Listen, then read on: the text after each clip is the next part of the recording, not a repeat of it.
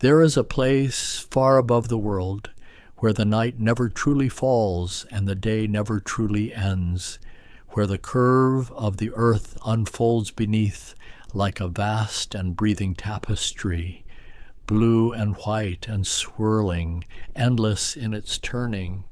It is a place built by human hands, assembled piece by piece in the absolute silence of space, where 15 nations came together with a vision that stretched beyond borders and languages, beyond the weight of history and the pull of gravity itself. And what they built there, what they continue to maintain, is something that has circled the planet more than 100,000 times, tracing an invisible thread around the globe, a testament to what becomes possible when minds align toward a singular purpose. The International Space Station, a laboratory, a home, a point of light moving across the darkness, traveling at 17,500 miles per hour, so fast that it witnesses 16 sunrises and 16 sunsets in a single Earth day. Yet inside, time moves differently, measured not in the rhythm of day and night, but in the slow and deliberate work of discovery, in the quiet hum of machinery, in the gentle floating of objects suspended in the absence of weight. To understand this place, to truly grasp what it represents, one must first imagine the scale of such an undertaking, because the station that exists now, gleaming and intricate against the black, did not appear all at once. It grew, module by module, year by year, each component launched from the surface of the earth, carried upward on pillars of fire, guided by calculations so precise that even the smallest error could mean catastrophe. And before the first piece ever left the ground, before the first weld was made or the first blueprint drawn, there were decades of dreaming, of planning, of failed attempts and hard-won lessons, because humanity's desire to live among the stars is not new. It reaches back through generations, through the early rocket pioneers who looked upward and wondered, through the Cold War competition that drove nations to prove their technological might, through the gradual realization that some achievements are simply too vast for any single country to accomplish alone. The station floats now at an altitude of roughly 250 miles above the surface, in what is called low Earth orbit, close enough that the planet still dominates the view, close enough that its atmosphere creates just enough drag to require periodic boosts to maintain altitude, yet far enough that the pull of gravity is reduced to a gentle whisper, creating the conditions for what those aboard experience as weightlessness, though gravity itself has not disappeared, merely transformed into a constant state of falling around the earth, never quite reaching it from the ground on a clear night, away from the glow of city lights. The station can be seen with the naked eye, a bright point moving steadily across the constellation patterns, brighter than most stars, persistent in its trajectory. And for those who know when and where to look, there is something profound in that silent passage, in knowing that within that moving light, there are people living and working, conducting experiments that may one day change the course of human understanding. The structure itself, if one could see it up close, would reveal a complexity of form that defies simple description.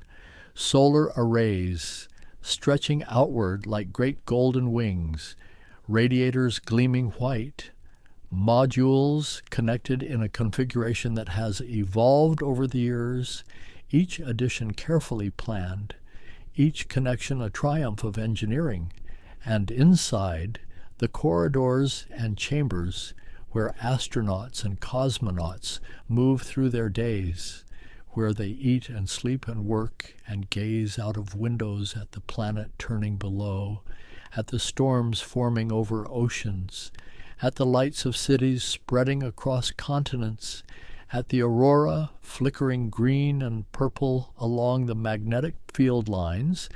This is where the story begins, not with a single moment, but with the accumulation of countless moments, decisions made in offices and laboratories, agreements signed across negotiating tables, risks taken by those willing to strap themselves to rockets, and the slow, patient, relentless work of building something that has never existed before, something that hovers now in the space between Earth and the infinite, a place where the boundary between nations blurs, where the shared effort of exploration creates bonds stronger than the forces that might otherwise divide.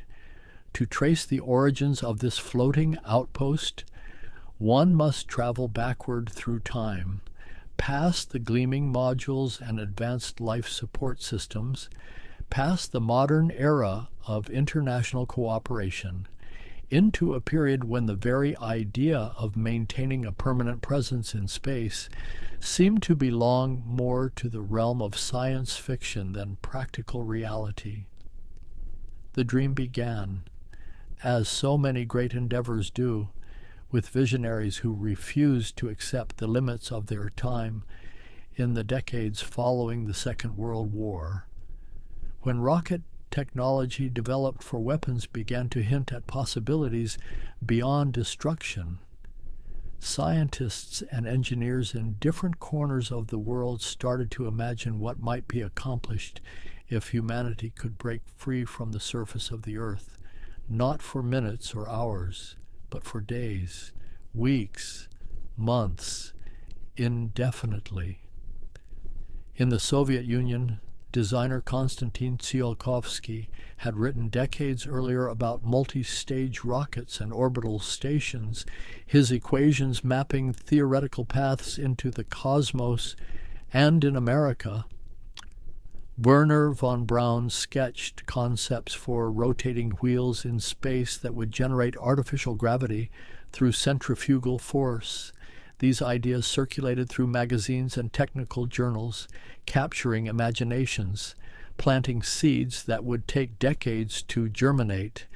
The reality, however, proved far more challenging than the dreams, because before anyone could live in space, they first had to reach it, and that achievement came in 1957 when the Soviet Union launched Sputnik, a sphere of polished metal no larger than a beach ball, carrying radio transmitters that beeped their signal back to Earth, announcing that humanity had finally placed an object in orbit, that the age of space flight had begun.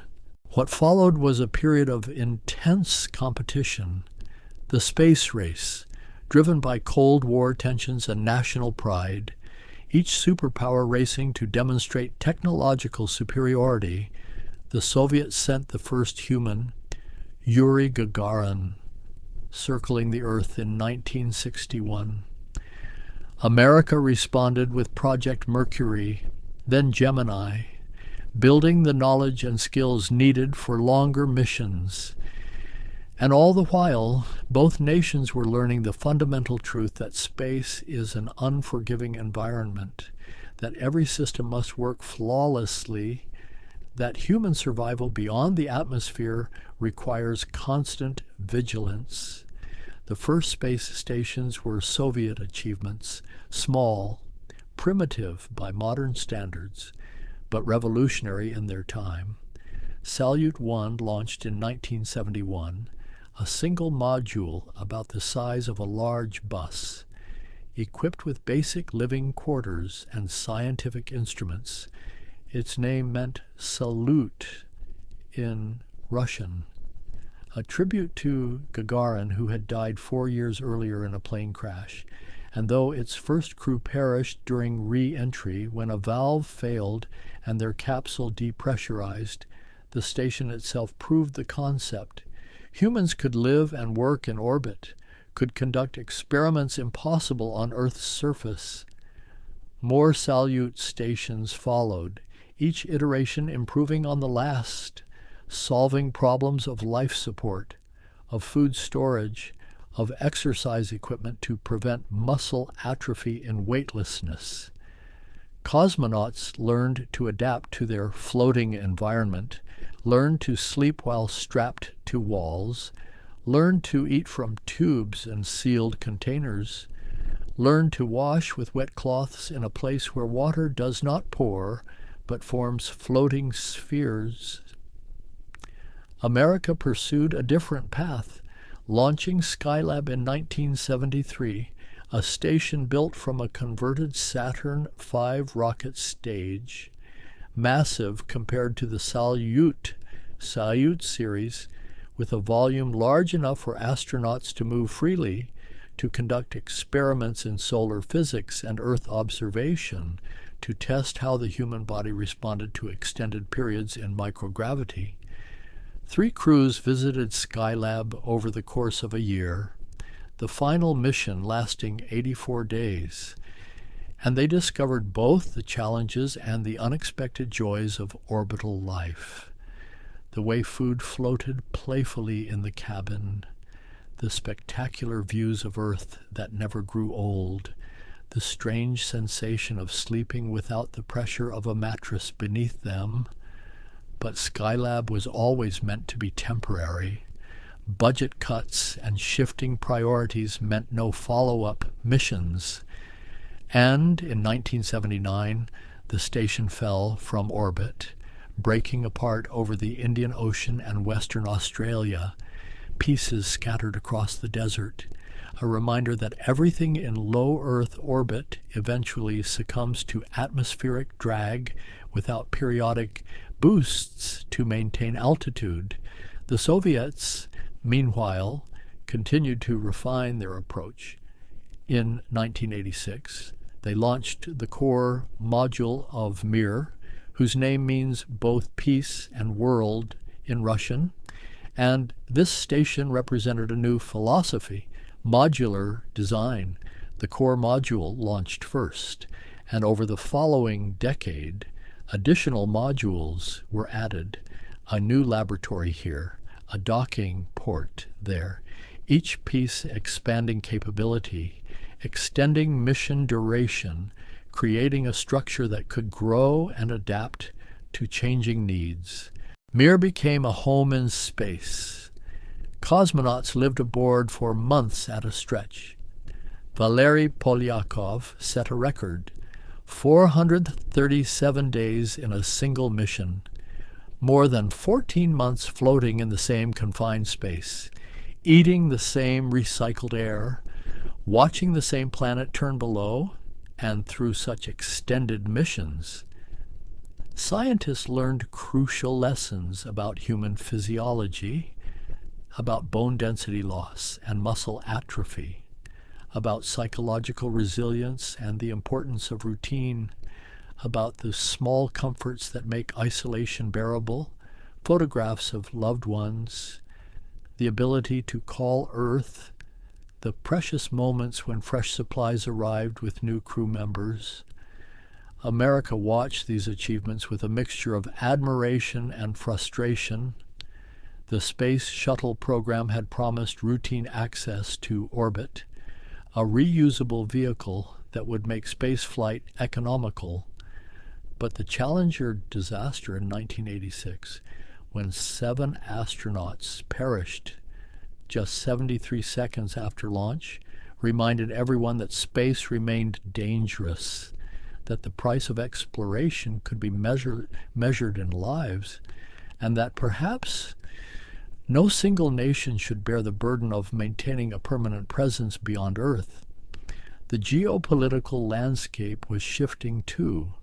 The Soviet Union, burdened by economic stagnation and political upheaval, began to open its space program to collaboration, and NASA, recognizing both the technical expertise and the political opportunity, started to explore partnerships that would have been unthinkable a decade earlier. In 1993, something remarkable happened. The United States and Russia formally agreed to merge their separate space station plans. America had been designing Freedom, an ambitious station concept that had grown increasingly expensive and complex.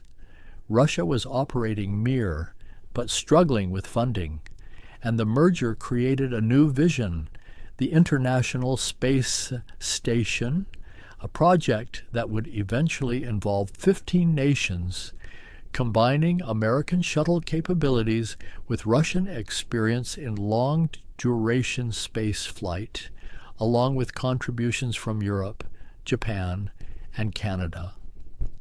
This was not merely a technical decision. It was a profound statement about the future of space exploration, that the greatest achievements require cooperation, that national boundaries mean little when viewed from orbit, that former adversaries could become partners in pursuit of knowledge. The design phase consumed years. Engineers from different countries, working in different languages, using different measurement systems, had to align their visions. Every interface between modules had to be standardized. Every life support system had to be compatible. Every safety protocol had to be agreed upon. And underlying all the technical challenges was the delicate work of building trust, of learning to rely on systems built by former rivals, of accepting that success or failure would be shared equally. The station would be enormous, larger than any structure ever assembled in space, with a mass of nearly 1 million pounds when complete, stretching the length of a football field, including the solar arrays, containing as much livable space as a 6-bedroom house, and it would be built incrementally, launched piece by piece over more than a decade, each module carried to orbit and carefully attached to the growing structure, like constructing a ship while it sails, in an environment where the smallest mistake could cascade into catastrophe. In 1998, the construction began. Russia launched Zarya, the first module, a squat cylindrical component whose name means sunrise. It provided propulsion and power during the early assembly phase, and just weeks later, the Space Shuttle Endeavour carried Unity, the American-built node that would serve as a connecting hub. Astronauts performed the first assembly spacewalk, joining these two pieces with careful precision, bolting them together while traveling at 5 miles per second, 250 miles above the planet. And with that connection, made in the silence of space, witnessed by no one except those involved and the cameras that transmitted images back to Earth, the International Space Station was born, incomplete, barely functional, but real, a foundation upon which everything else would build. The years that followed were a ballet of precision and patience, module after module ascending from Earth, each launch a carefully choreographed event, months in the planning. The Space Shuttle became the primary delivery vehicle for American and international components, its cargo bay large enough to carry pressurized modules, its robotic arm capable of the delicate positioning required to mate one piece to another, while Russian Proton rockets carried their own contributions, heavy modules that added capability and volume to the growing station. Zvezda arrived in 2000, the Russian service module, Star in their language, and it brought something essential that had been missing: living quarters, a proper place for crew to sleep and eat and maintain hygiene. It contained a toilet, a luxury that transformed daily life, along with an oxygen generation system and water recycling equipment. Because nothing can be wasted in space, every drop of moisture, every breath must be captured and reprocessed, the station becoming a closed ecosystem where waste from one system feeds another in an endless cycle.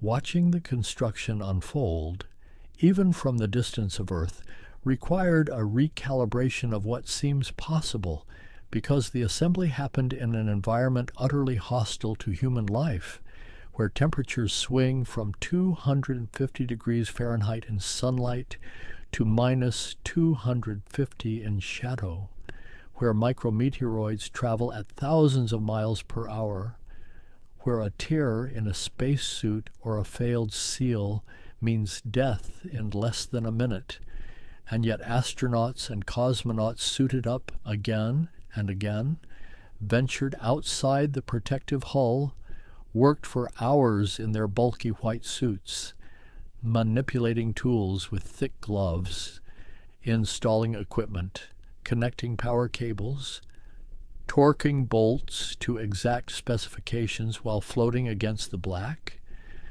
The first permanent crew arrived in November of 2000, Expedition 1, 3 men, American commander Bill Shepard and Russian cosmonauts Yuri Gitsenko and Sergei Krikalev, launched from Kazakhstan in a Soyuz capsule, docking with a station that was still incomplete, still rough around the edges, but habitable.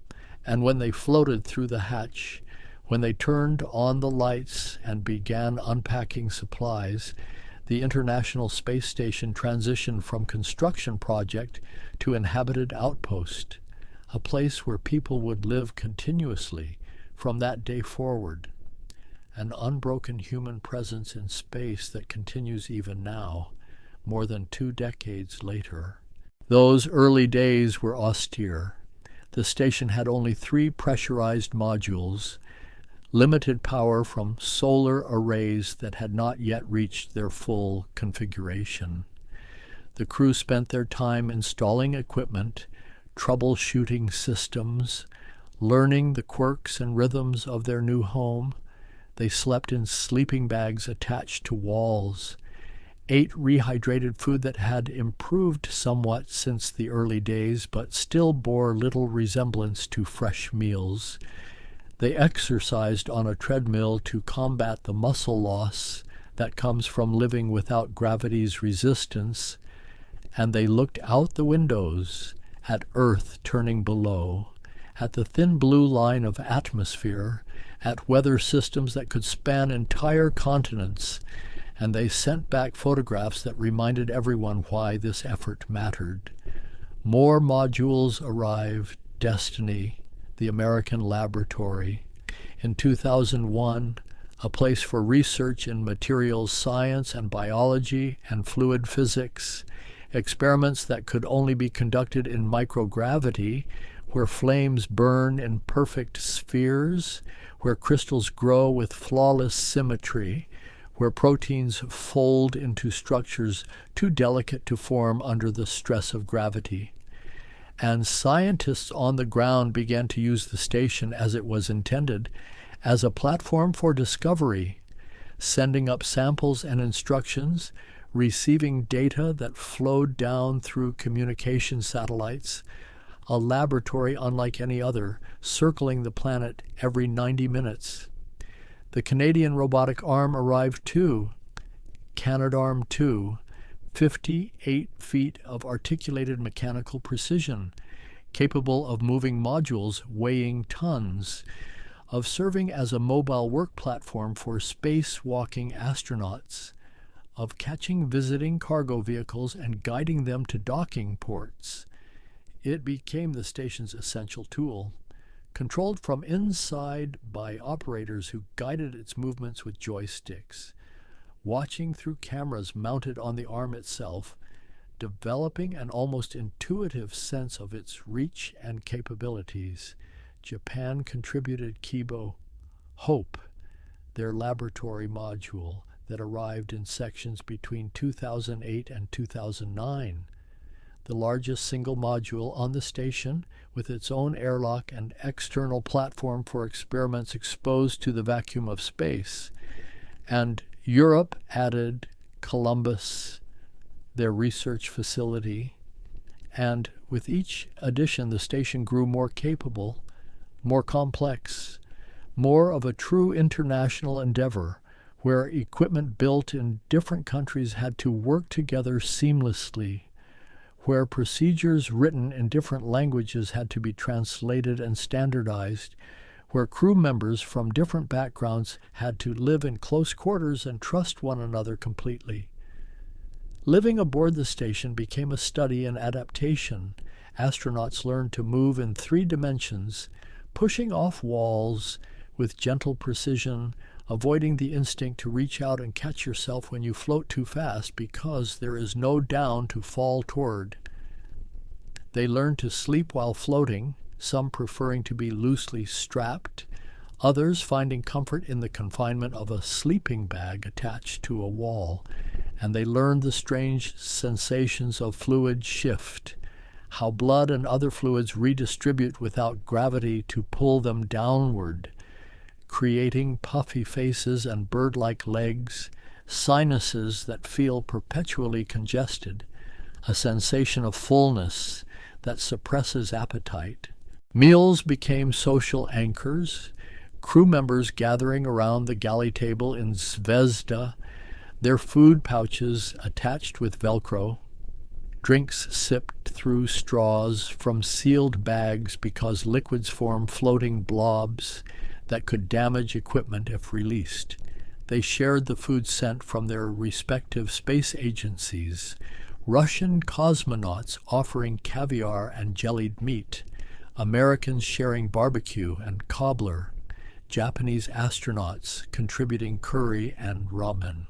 These meals a reminder of home, of the diversity represented aboard the station, of the small pleasures that make isolation bearable. Exercise consumed hours each day, essential maintenance of muscle and bone that would otherwise deteriorate in the absence of gravitational loading. The treadmill required a harness to hold the runner down, creating artificial resistance. The stationary bike had no seat because there was no need to support body weight, and the resistance machine allowed for weightlifting motions, crew members following prescribed routines, sweating in the recycled air, knowing that these sessions would determine how well they could walk when they finally returned to Earth. The view, though, remained endlessly compelling. The cupola arrived in 2010, a 7-window observation module, a dome of glass pointing toward Earth, and astronauts floated there during their precious free time, watching thunderstorms flicker over Africa, watching the Amazon snake through green jungle, watching city lights trace the coastlines at night, the Nile glowing like a thread of gold against the darkness of North Africa, the snow-covered Himalayas stark and jagged, the delicate whirl of hurricanes. And they described these sights in messages sent home, trying to capture in words what no words could adequately express. The fragility of the atmosphere, the absence of borders visible from space, the sense of Earth as a single entity, beautiful and isolated in the cosmic darkness. Spacewalks, extravehicular activities in the formal terminology, became routine yet never casual, each one requiring days of preparation, checking suit systems, reviewing procedures, pre-breathing pure oxygen to purge nitrogen from the bloodstream and prevent decompression sickness, and then the airlock depressurization, the opening of the hatch, the first view of Earth with nothing between you and the planet but the visor of your helmet. Astronauts described it as both terrifying and transcendent. The station, a small island of structure in an infinite ocean, their tether the only thing preventing an eternal fall into the void. They worked outside for hours, installing new equipment, replacing failed components, running cables. Their movements slow and deliberate because the suits were stiff and bulky, pressure ballooning the gloves until fingers ached from gripping tools. And through it all, the station continued its orbit, passing from day to night every 45 minutes, the sun appearing suddenly around Earth's curve, brilliant and harsh without atmosphere to soften it, then darkness again, stars appearing in numbers that defied description, the Milky Way a river of light, and the work continued, guided by checklists and communication with mission control, each task checked off, each bolt verified, until finally, exhausted, they returned inside, their suits dotted with scorch marks from micrometeorite, impacts too small to penetrate but evidence of the environment's hostility. The station evolved constantly. New solar arrays unfurled like golden wings. Radiators extended to dissipate heat generated by equipment and crew. Cargo vehicles arrived regularly, Russian progress ships, European ATVs, Japanese HTVs, and eventually commercial vehicles from American companies, SpaceX's Dragon and Northrop Grumman's Cygnus, each bringing supplies, spare parts, fresh food, letters from home, and taking away trash and failed equipment, because nothing extra could accumulate. Every kilogram had to be accounted for. Science became the station's primary purpose.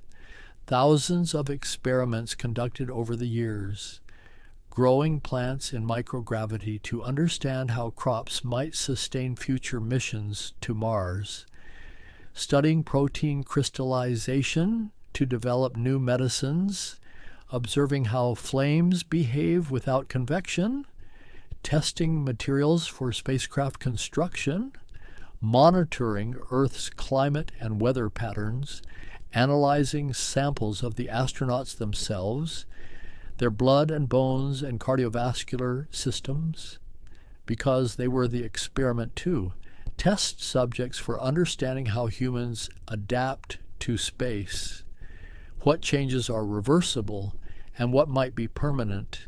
And through all of this, the station-age systems that were cutting edge in 2000 became dated, requiring constant maintenance, troubleshooting, improvisation when parts failed, and replacements were months away. Astronauts became plumbers and electricians, diagnosing problems, repairing equipment, sometimes bypassing failed components with creative workarounds. The station less like a pristine laboratory and more like a beloved old house that requires constant attention but provides irreplaceable shelter. Crews came and went.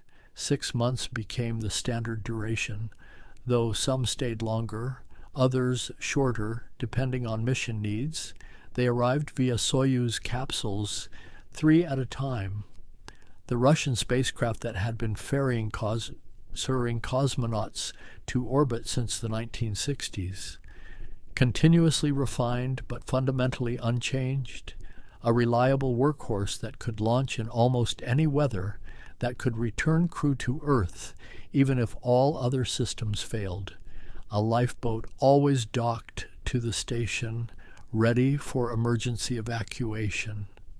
The space shuttle continued its visits until 2011. Each mission a massive undertaking, the orbiter docking with the station for days or weeks, delivering modules and equipment too large for any other vehicle, and then, after the final shuttle mission, after Atlantis undocked for the last time and glided back to Earth, the station entered a new era, entirely dependent on Russian Soyuz for crew transport, on cargo vehicles from multiple nations for supplies, the capability to deliver large modules gone, the station's configuration essentially complete. This transition marked a shift in thinking. The focus moved from construction to utilization to maximizing the science return from this expensive orbital laboratory. Researchers on the ground competed for experiment space, for crew time, for the precious resource of microgravity, and the astronauts became expert technicians, conducting experiments designed by others, following protocols, maintaining equipment, documenting results, their days scheduled in 5-minute increments. Every moment accounted for, a mixture of science and maintenance and exercise, and the occasional quiet hour to simply exist in this extraordinary place. The station's orbit carried it over 90% of Earth's populated areas, passing over cities and villages, forests and deserts, oceans and ice caps, and cameras pointed downward captured images that revealed changes happening across the planet. Deforestation in the Amazon, glaciers retreating in the Himalayas, urban sprawl consuming farmland, algae blooms in warming seas, the station becoming an observation platform for understanding Earth's changing climate, a perspective available nowhere else, continuous, comprehensive, undistorted by atmosphere. Partnerships deepened over the years. What began as a practical merger of American and Russian programs evolved into genuine collaboration. Crew members trained together for years before their missions, learning each other's languages, studying in Houston and Moscow and Cologne and Tsukuba, forming bonds that transcended national identity. And aboard the station they worked as a unified team. Titles like commander and flight engineer, less important than the shared understanding that survival depended on cooperation, that in space there are no borders, no flag important enough to override the necessity of working together. New capabilities arrived.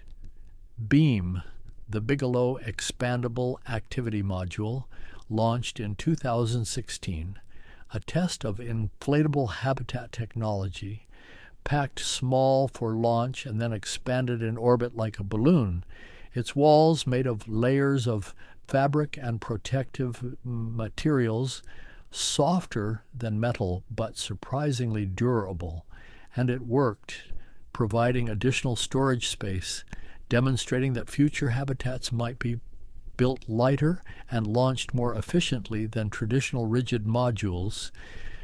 Commercial crew programs matured.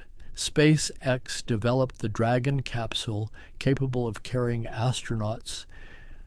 Boeing worked on Starliner, American companies taking over crew transport, ending sole reliance on Russian vehicles. The first commercial crew mission launched in 2020, a return of American launch capability after 9 years, and it proved that private enterprise could meet the exacting standards of human space flight, could provide reliable access to orbit, could innovate in ways that traditional aerospace had not. The station's population fluctuated, sometimes 3 crew members, sometimes 6 or 7 when vehicles overlapped. And the difference was noticeable. More people meant more science, but also more noise, more competition for the bathroom, more carefully managed resources. Fewer people meant quieter periods, more space to move, but also more workload distributed among fewer hands, each dynamic bringing its own challenges and rewards. Long-duration records fell. 1 year, missions tested the limits of human endurance. Scott Kelly and Mikhail Kornienko spending 340 days aboard in 2015 and 16, and the data collected from them compared with Scott's twin brother Mark on Earth provided insights into genetic changes, vision problems, immune system function, all crucial for planning eventual missions to Mars, where crew would spend years in space with no possibility of quick return. Equipment aged and was replaced. The carbon dioxide scrubbers that cleaned the air, the water recovery systems that purified urine and condensation back into drinking water, achieving 90% efficiency, an engineering marvel that astronauts joked about while sipping yesterday's coffee, the oxygen generators that split water molecules into breathable air and hydrogen vented overboard, all of these systems requiring constant monitoring, occasional repair, and the knowledge that failure could mean evacuation, that the margin between comfort and crisis remained perpetually thin. The toilet, a subject of endless fascination to those on Earth and crucial concern to those aboard, evolved through several iterations, Russian and American systems with different approaches, but both facing the same challenge: how to manage human waste in an environment where nothing falls, where suction must replace gravity, where solid waste is dried and stored, liquid waste processed for water recovery, the indignity of it offset by the absolute necessity. And the humor crew members maintained about biological functions in space became part of the culture, a way to normalize what was fundamentally strange. Resupply missions became routine, arriving every few months, the docking of cargo vehicles sometimes watched live by people on Earth through cameras streaming from the station, the robotic arm reaching out to capture the approaching spacecraft, the careful ballet of bringing it to the docking port, and then the hatch opening, the smell of fresh supplies, apples and oranges, clothing and equipment, letters and care packages, small luxuries that reminded the crew they were not forgotten, that thousands of people on the ground worked to support their mission, that the station existed as part of a vast infrastructure spanning the globe. Scientific discoveries accumulated quietly. Protein crystals grown in microgravity led to new drug formulations. Observations of how flames spread in the absence of convection informed fire safety. Studies of bone loss pointed toward treatments for osteoporosis on Earth. Experiments with fluid dynamics revealed behaviors impossible to predict from theory alone. The station became what it was meant to be, a laboratory where the absence of gravity revealed fundamental truths about physics and chemistry and biology, where the peculiar conditions enabled research that justified the enormous cost and risk. Earth observation evolved into a systematic program. Astronauts trained to photograph specific locations at precise times, capturing glaciers and coral reefs and urban development, volcanoes and wildfires and seasonal changes, building a database of images spanning decades, a visual record of a planet in transformation. And sometimes crew members simply photographed what caught their eye: a perfect storm formation, the aurora dancing green and purple along magnetic field lines, the lights of their hometown passing below. These images shared with the world, making space feel closer, more accessible, less abstract. Medical monitoring grew more sophisticated. Ultrasounds performed in orbit, blood samples analyzed, cardiovascular function tracked. Because every crew member was a research subject, their bodies adapting to space in ways both expected and surprising. Vision changes from fluid shift and pressure on the optic nerve. Muscle atrophy despite hours of daily exercise. bone density loss concentrated in weight-bearing areas, the immune system shifting in response to the closed environment. And all of this data fed into understanding, into preparing for missions beyond low Earth orbit, for journeys where medical evacuation would not be possible. The station survived close calls.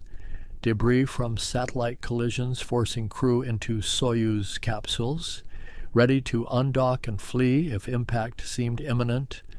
Ammonia leaks from cooling systems requiring emergency repairs. Computer failures that switched the station to backup modes, and each incident reinforced the fragility of life in space, the thin margin between success and catastrophe, the importance of training and redundancy and crew capable of responding calmly to crisis. When partnerships expanded beyond the original 15 nations, experiments flew from universities and research institutions worldwide. International cooperation extending to countries without their own space programs. The station becoming a shared resource, a place where humanity pooled its knowledge and capabilities. And in quiet moments, crew members reflected on this, on how borders that seemed so important on the surface meant nothing from orbit, how the station demonstrated what becomes possible when competition yields to collaboration. The years accumulated into decades. Systems designed for 15-year lifespans stretched beyond 20, with regular maintenance and careful management. New modules proposed but never launched as budgets tightened. The station aging but enduring, crew members coming and going, nearly 250 people from 19 countries having lived aboard by the early 2020s, each bringing their own perspective, each returning changed by the experience, trying to describe what it meant to float weightless, to see Earth whole, to live for months in an environment utterly dependent on human-made systems, to trust your life to colleagues from nations that were once adversaries, and gradually the conversation began to shift toward what comes after, because the station could not orbit forever. Systems would eventually fail beyond repair, structural fatigue would accumulate, and decisions would need to be made about whether to extend the mission, to build a replacement, to shift human presence to lunar orbit or the moon's surface, to perhaps recognize that this chapter, remarkable as it had been, would eventually close, making way for whatever future generations would build next. But even as the future beckons, there remains something worth considering about what already exists, about the quiet miracle of this place that circles overhead, unnoticed by most, a constant presence in the sky. And to truly appreciate it, one must dwell on the details, on the texture of life lived in such extraordinary circumstances, on the small moments that reveal larger truths. Consider the water, every drop precious, condensation collected from the air, perspiration absorbed from exercise, even urine processed through filters and purification systems, transformed back into drinking water so pure it exceeds what most people consume on Earth, and crew members overcome their initial hesitation, recognizing that in space, waste is simply matter waiting to be reclaimed, that survival depends on closing every loop, on treating nothing as disposable, a lesson perhaps worth remembering on the planet below. Consider the plants, grown in controlled chambers under LED lights, lettuce and radishes and zinnia flowers, their roots growing in substrate rather than soil. Water delivered directly to avoid the chaos of irrigation in weightlessness. Astronauts tending these small gardens with care that seems disproportionate until you understand what they represent. The possibility of self-sufficiency, of fresh food grown far from Earth, of green living things in a metal habitat, and the psychological comfort they provide, color and growth and the smell of vegetation, connections to the natural world. Consider the silence, because space makes no sound. The vacuum carries no pressure waves, no medium for noise to travel, and yet inside the station, the air circulation fans create a constant white noise, equipment hums and clicks, pumps whir, ventilation systems whoosh, a mechanical symphony that crew members eventually stop hearing consciously until something fails and sudden silence alerts them to trouble.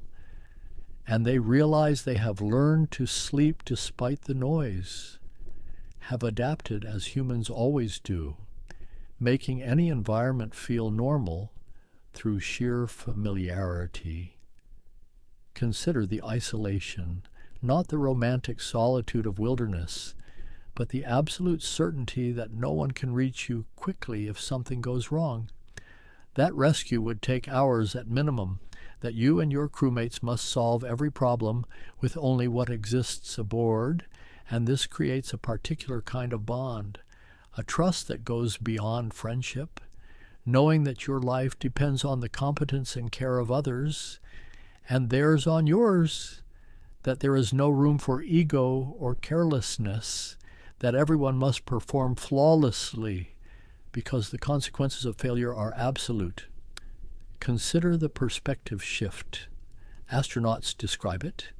The overview effect, seeing Earth without borders, the atmosphere so thin it looks fragile, the realization that every human who has ever lived, every conflict and creation, every love and loss occurred on that small blue sphere, and from orbit it appears both beautiful and vulnerable, a closed system like the station itself, with finite resources, recycling air and water through natural processes, and the insight becomes visceral, that we are all crew members on a planetary spacecraft, sharing the same life support system, dependent on its continued function.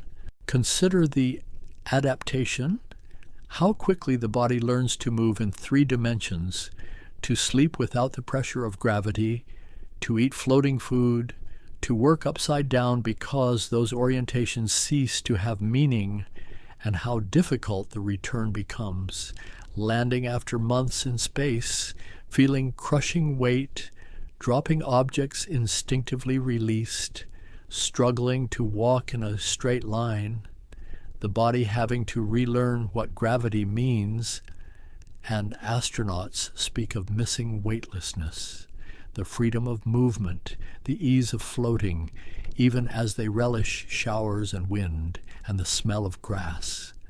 Consider the time, measured not in sunrises and sunsets, but in orbit numbers, in mission-elapsed days, in scheduled activities and rest periods, the station operating on Greenwich Mean Time as a compromise among time zones, but the rhythm of work and rest, maintaining structure, because humans need routine, need the delineation between labor and leisure, even when day and night lose their terrestrial meaning, and crew members create rituals, movie nights, shared meals, quiet time by the cupola, small anchors of normalcy in an utterly abnormal existence. Consider the communication to emails sent to family, video calls scheduled when satellites align, voice loops connecting crew to mission control, and the strange delay as signals bounce around the globe, conversations with people who understand your experience and those who never truly can, trying to explain what it feels like to float, to see 16 sunrises, to live in a place where up and down are arbitrary and sensing the inadequacy of words, the gap between experience and description. Consider the dreams, because astronauts dream, floating in their sleeping bags, tethered loosely to walls, and their dreams retain gravity.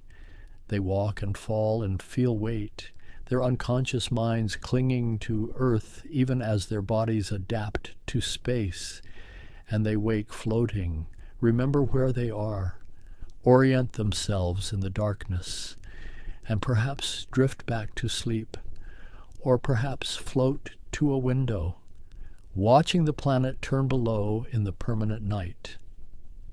Consider the legacy, not just scientific discoveries or technological advances, but the proof of concept that humans can work together across languages and cultures, that former enemies can become partners, that nations can pool resources toward shared goals, that cooperation yields results impossible for any single country.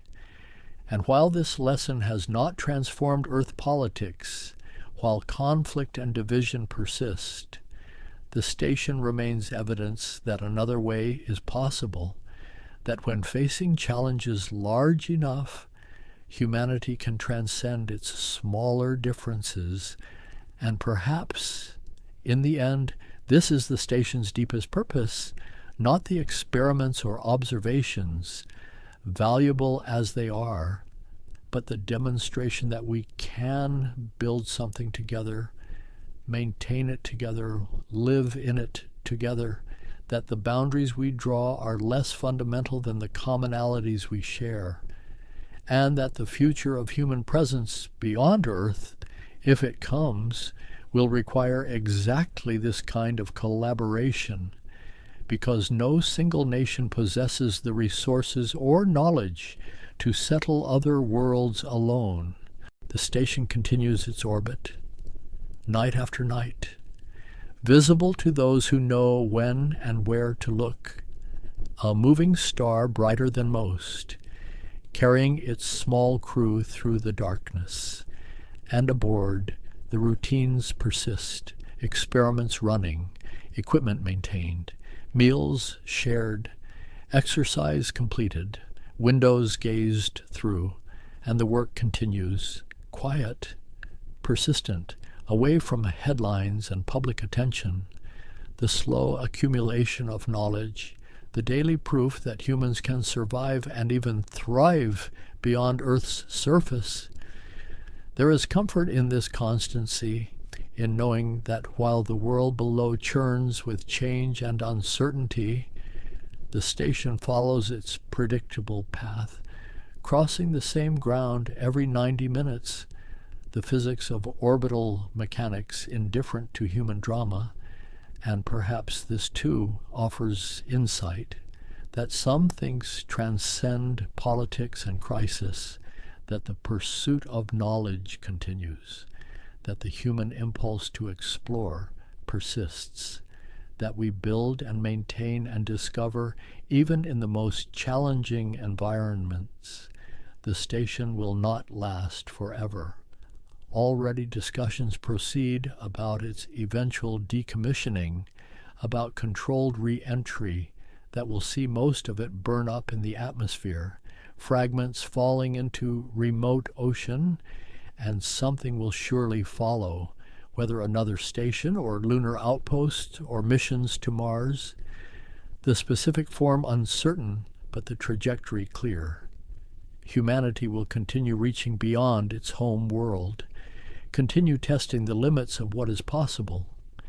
But for now, tonight, the station glides through the darkness, its lights visible from the ground on clear evenings, a testament to what has been achieved, to the engineers and astronauts and cosmonauts, to the politicians who funded it and the public who supported it, to the idea that some endeavors justify their cost not in immediate returns, but in expanded possibility, in the knowledge gained and the capabilities developed, in the inspiration provided to those who look up and wonder. And maybe that is enough to know it is there, circling, watching over the planet, a human-made moon carrying its cargo of dreamers and scientists, floating in the silence, doing their work, living their extraordinary, ordinary lives, while below the world turns, and some look up, and some dream, and the future unfolds, slowly, inevitably, one orbit at a time. The station floats on through day and night that blend and separate, through the thin line between Earth and everything beyond, and in its passage, in its endurance, it whispers something about human nature, about our need to explore, to understand, to reach beyond what seems possible, to build homes in impossible places, and perhaps to recognize finally that we are all already living on a spacecraft, fragile and beautiful, traveling through the cosmos with only each other and the systems we maintain between us and the infinite cold. And so the lights continue their arc across the sky, steady, patient, waiting for those who choose to notice, to pause, to consider what they represent. And maybe in that moment of looking up, something shifts, some small recognition that we are capable of remarkable things when we work together, when we commit to something larger than ourselves, when we recognize that the barriers between us are less significant than the common journey we share. The station orbits, and the world turns below, and the story continues, written in the trails of light across the darkness, in the quiet work of those who float among the stars, in the steady proof that humans can survive and thrive beyond the world that made them, and in that survival, in that thriving, perhaps we see a glimpse of what we might become if we choose, if we dare, if we remember that the sky is not a limit, but an invitation, always there, always waiting for those who look up and wonder and dream. I want to take you somewhere quiet tonight, somewhere ancient, somewhere that exists in the space between knowing and wondering, a place where the story of everything begins. Imagine standing at the edge of an ocean, not the ocean as we know it today, but an ocean from a time so distant that the very air above it would be unbreathable to us now. The sky stretches in shades we might not recognize, perhaps tinged with orange, perhaps heavy with methane and ammonia, and the water beneath moves in slow, eternal rhythms.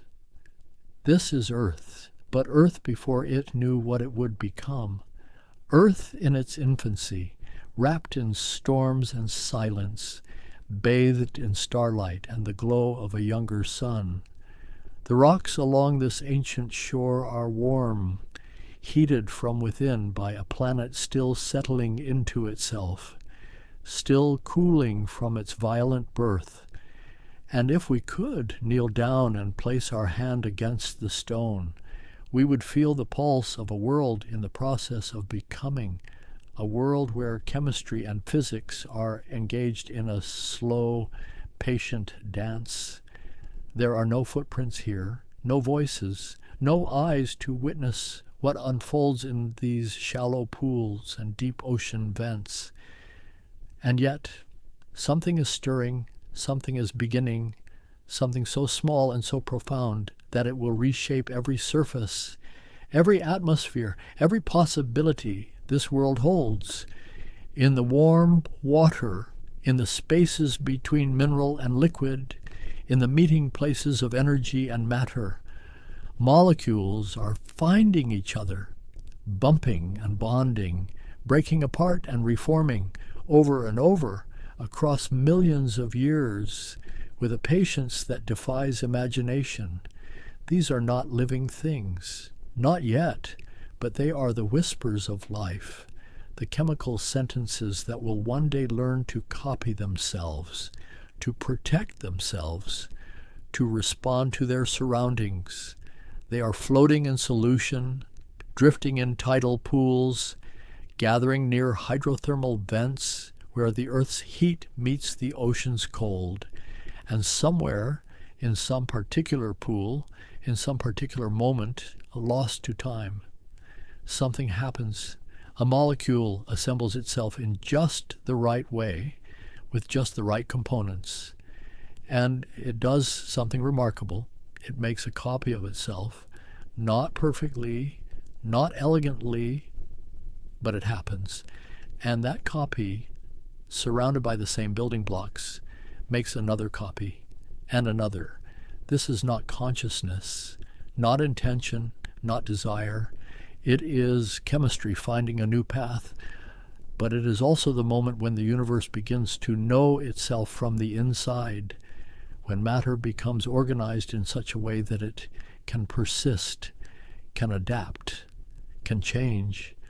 The ocean holds this secret gently, rocking it in currents, protecting it in the dark, and time moves forward, not in days or years, but in epochs, in ages measured by the slow drift of continents and the patient wearing down of mountains.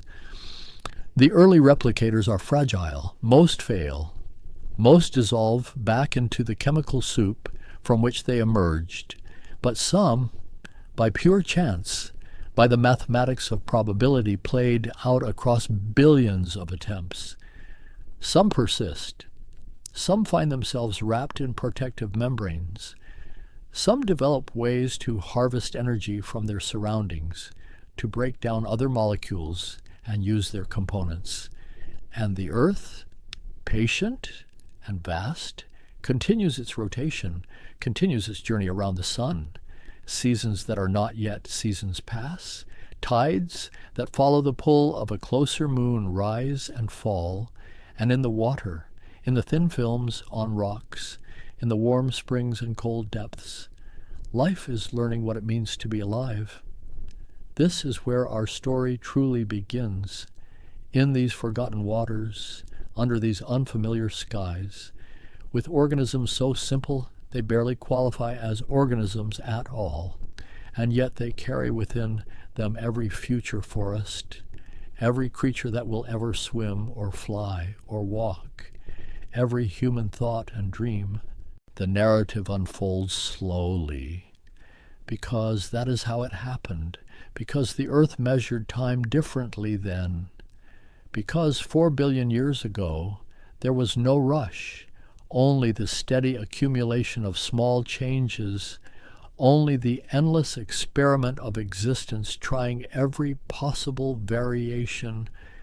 The first cells, if we can even call them that, are nothing like the cells we know today.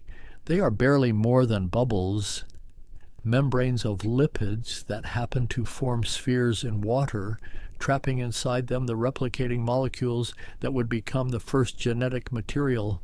And these bubbles drift, merge, break apart, reform. Inside each one, a kind of chaos reigns, but it is organized chaos. Chemistry constrained by the walls of the membrane, reactions happening in sequence, in patterns that begin to repeat. And with each repetition, with each generation, there is the possibility of variation, of mistake, of accident that becomes advantage. The early ocean is not empty. It is rich with dissolved minerals, with carbon and nitrogen and phosphorus, with sulfur rising from volcanic vents, with iron that colors the water in rusty plumes, and the first living things, these protocells, these experiments in persistence. They feed on this abundance. They absorb molecules through their membranes. They break chemical bonds and harvest the energy released. Time passes, perhaps 100 million years, perhaps 200 million. The numbers are so vast they lose meaning. But what matters is that life, fragile and simple as it is, survives. It survives meteor impacts that boil the oceans. It survives ice ages that lock the surface in frost. It survives because it is small, because it is distributed across the entire planet, because extinction of one population means nothing when a billion others persist in distant pools and vents. And then, slowly, inevitably, life discovers something transformative. Some ancient ancestor, some bacterial pioneer, develops a way to capture energy not from breaking down existing molecules, but from light itself. This is photosynthesis in its earliest form, crude and inefficient, but revolutionary. Suddenly life is not dependent solely on the chemical wealth of the planet. It can tap into the endless stream of energy pouring down from the sun. And with this breakthrough, everything changes. The photosynthesizers multiply. They spread across the surface waters. They form mats and films, and as they work, as they split water molecules to harvest electrons, they release something into the atmosphere as waste, oxygen. At first, this oxygen is absorbed immediately. It rusts iron in the oceans. It oxidizes sulfur and methane. For hundreds of millions of years, the oxygen produced by these early organisms never accumulates. It is consumed by the chemistry of a planet that has never known it. But life is persistent and productive, and eventually, after eons of continuous production, the sinks are saturated, the iron has rusted, the reactive gases have been oxidized, and oxygen, toxic to most of the life that exists, begins to build up in the atmosphere. This is the great oxidation event.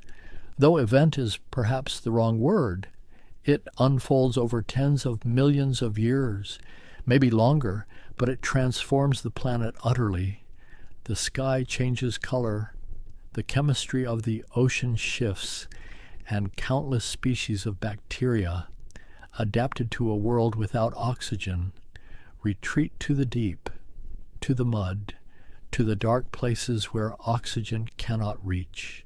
But some organisms, through chance or mutation or the simple mathematics of variation, some can tolerate oxygen, and a few, through accidents of cellular architecture, discover they can use it.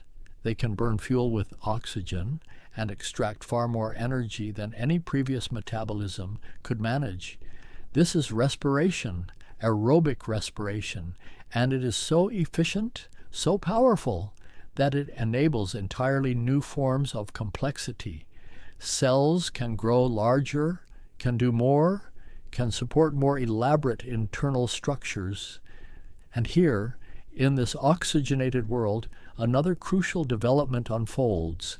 One cell, perhaps weakened, perhaps damaged, is engulfed by another, but instead of being digested, instead of being destroyed, it survives inside its host, and it continues to function, continues to produce energy. This is endosymbiosis, the merger that will create the eukaryotic cell, the complex cell with internal compartments and specialized structures, the cell that will eventually give rise to all plants, all animals, all fungi, all the visible life we know.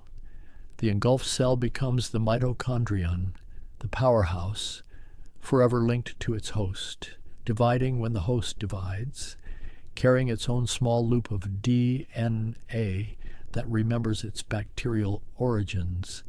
And in plant ancestors, another engulfment occurs, a photosynthetic bacterium taken in, becoming the chloroplast, the green engine that will one day power forests and prairies and the microscopic meadows of the sea.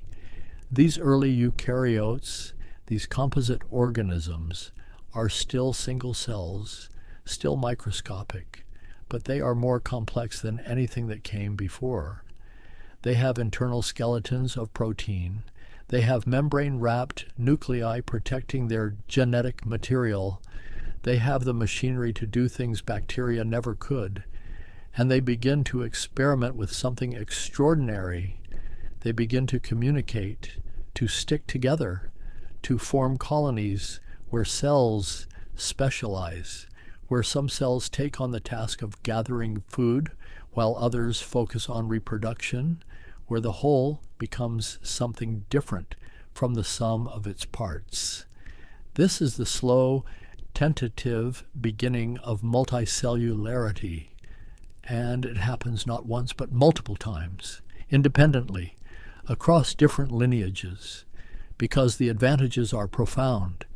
A colony can be larger, can access resources that single cells cannot, can survive predation that would destroy individuals. The ocean floor, perhaps 1 billion years after life began, is covered in these experiments in mats of bacteria and archaea, in films of early algae, in small colonies of cells that cling to rocks and to each other. And among them move the first predators, single-celled hunters that engulf others, that have turned the abundance of life into a food source. This predation drives innovation. Cells develop walls and armor. They produce toxins.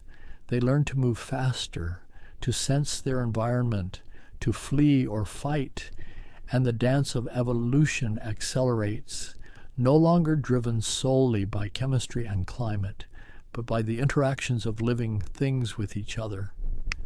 Somewhere in these ancient seas, perhaps in a quiet lagoon, perhaps in the deep, the first truly multicellular organism takes shape.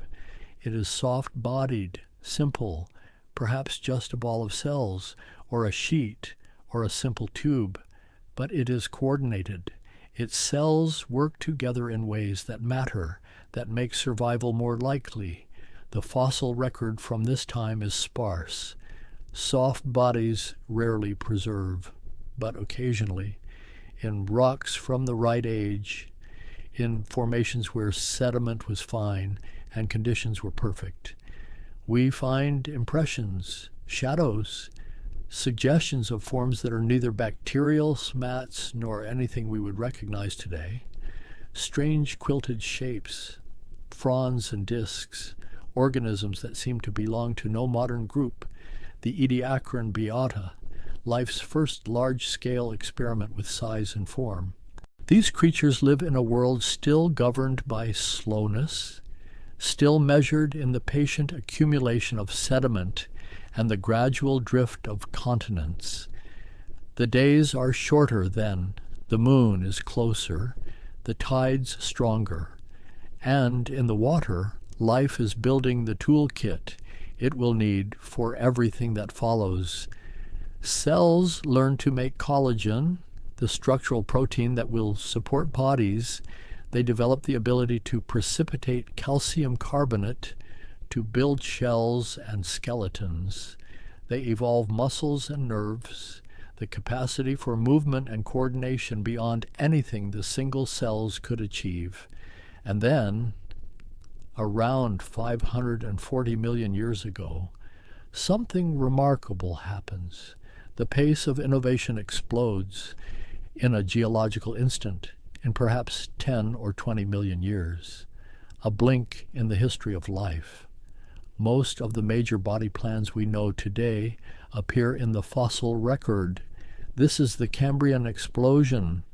Though, again, explosion is relative, it is still slow by our standards, still unfolding over millions of years, but compared to the billions that came before, it is sudden, dramatic, transformative.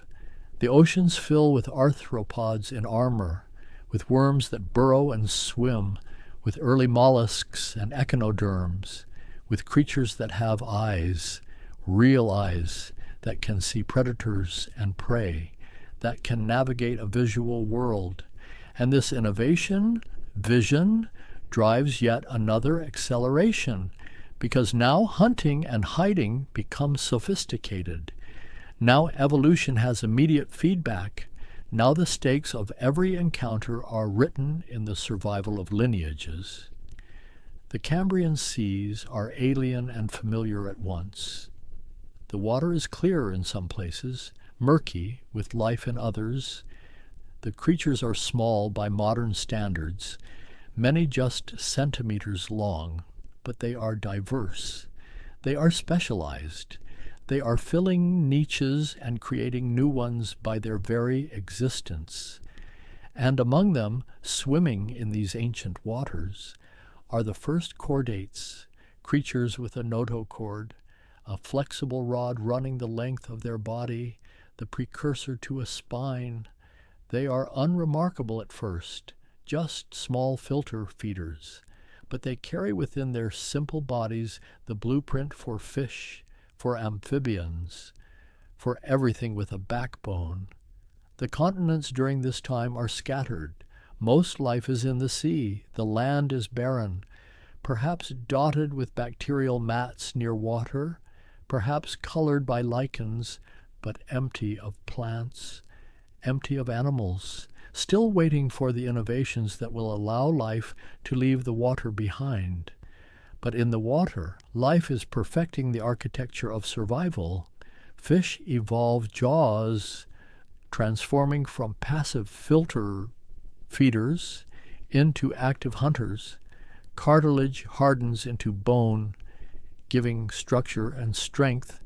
Fins become more sophisticated, allowing precise movement through three-dimensional space.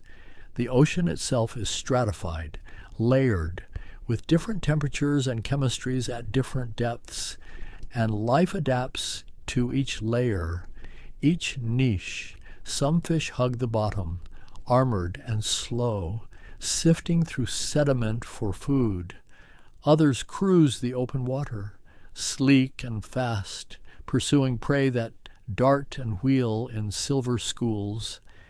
And beneath it all, covering the seafloor in many places, are the reefs, not coral reefs yet, but reefs built by other organisms, by stromatoporoids and archaeocyathids, by creatures that secrete limestone and build upward towards the light, creating three-dimensional habitats, forests of stone where countless smaller organisms shelter and feed. Time continues its patient march. 50 million years pass. 100 million, the continents drift and collide. Mountains rise where ocean floor buckles and folds, and in the shallows, near the margins of the land. Plants are making their first tentative experiments with air. The ancestors of land plants are green algae living in freshwater pools and streams, already adapted to variable conditions, to periods of drying, to exposure to intense sunlight, and some through gradual modification. Develop structures that can resist desiccation, waxy coatings that hold moisture in, simple root-like structures that anchor them and draw up water. The first land plants are tiny, low-growing, perhaps resembling modern liverworts or mosses. They have no true roots, no leaves, no flowers, but they can survive out of water, and that is enough. They spread along riverbanks, across damp lowlands, creating the first hint of green on landscapes that have been gray and brown and red since the planet formed. And as plants colonize the land, they begin to change it. Their roots, simple as they are, break down rock, create the first true soils. When they die, their bodies decompose, adding organic matter to the mineral substrate, and slowly, very slowly, the land becomes hospitable to other life. Arthropods follow the plants, millipedes and primitive insects, creatures already adapted to life in armor, to breathing air through spiracles, to moving on legs rather than swimming. They feed on the plants, on the decaying matter, on each other, and they thrive, growing larger in an atmosphere that now holds more oxygen than ever before.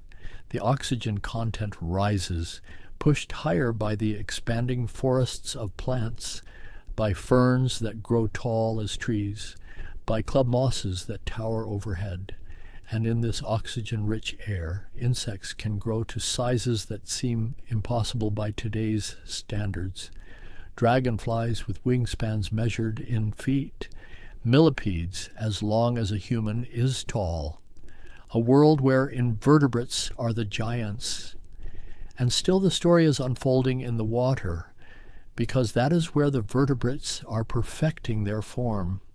Fish develop lungs as well as gills, organs that allow them to gulp air when water becomes stagnant, when oxygen levels drop. And these lungs, these backup breathing systems, become the key to the next great transition.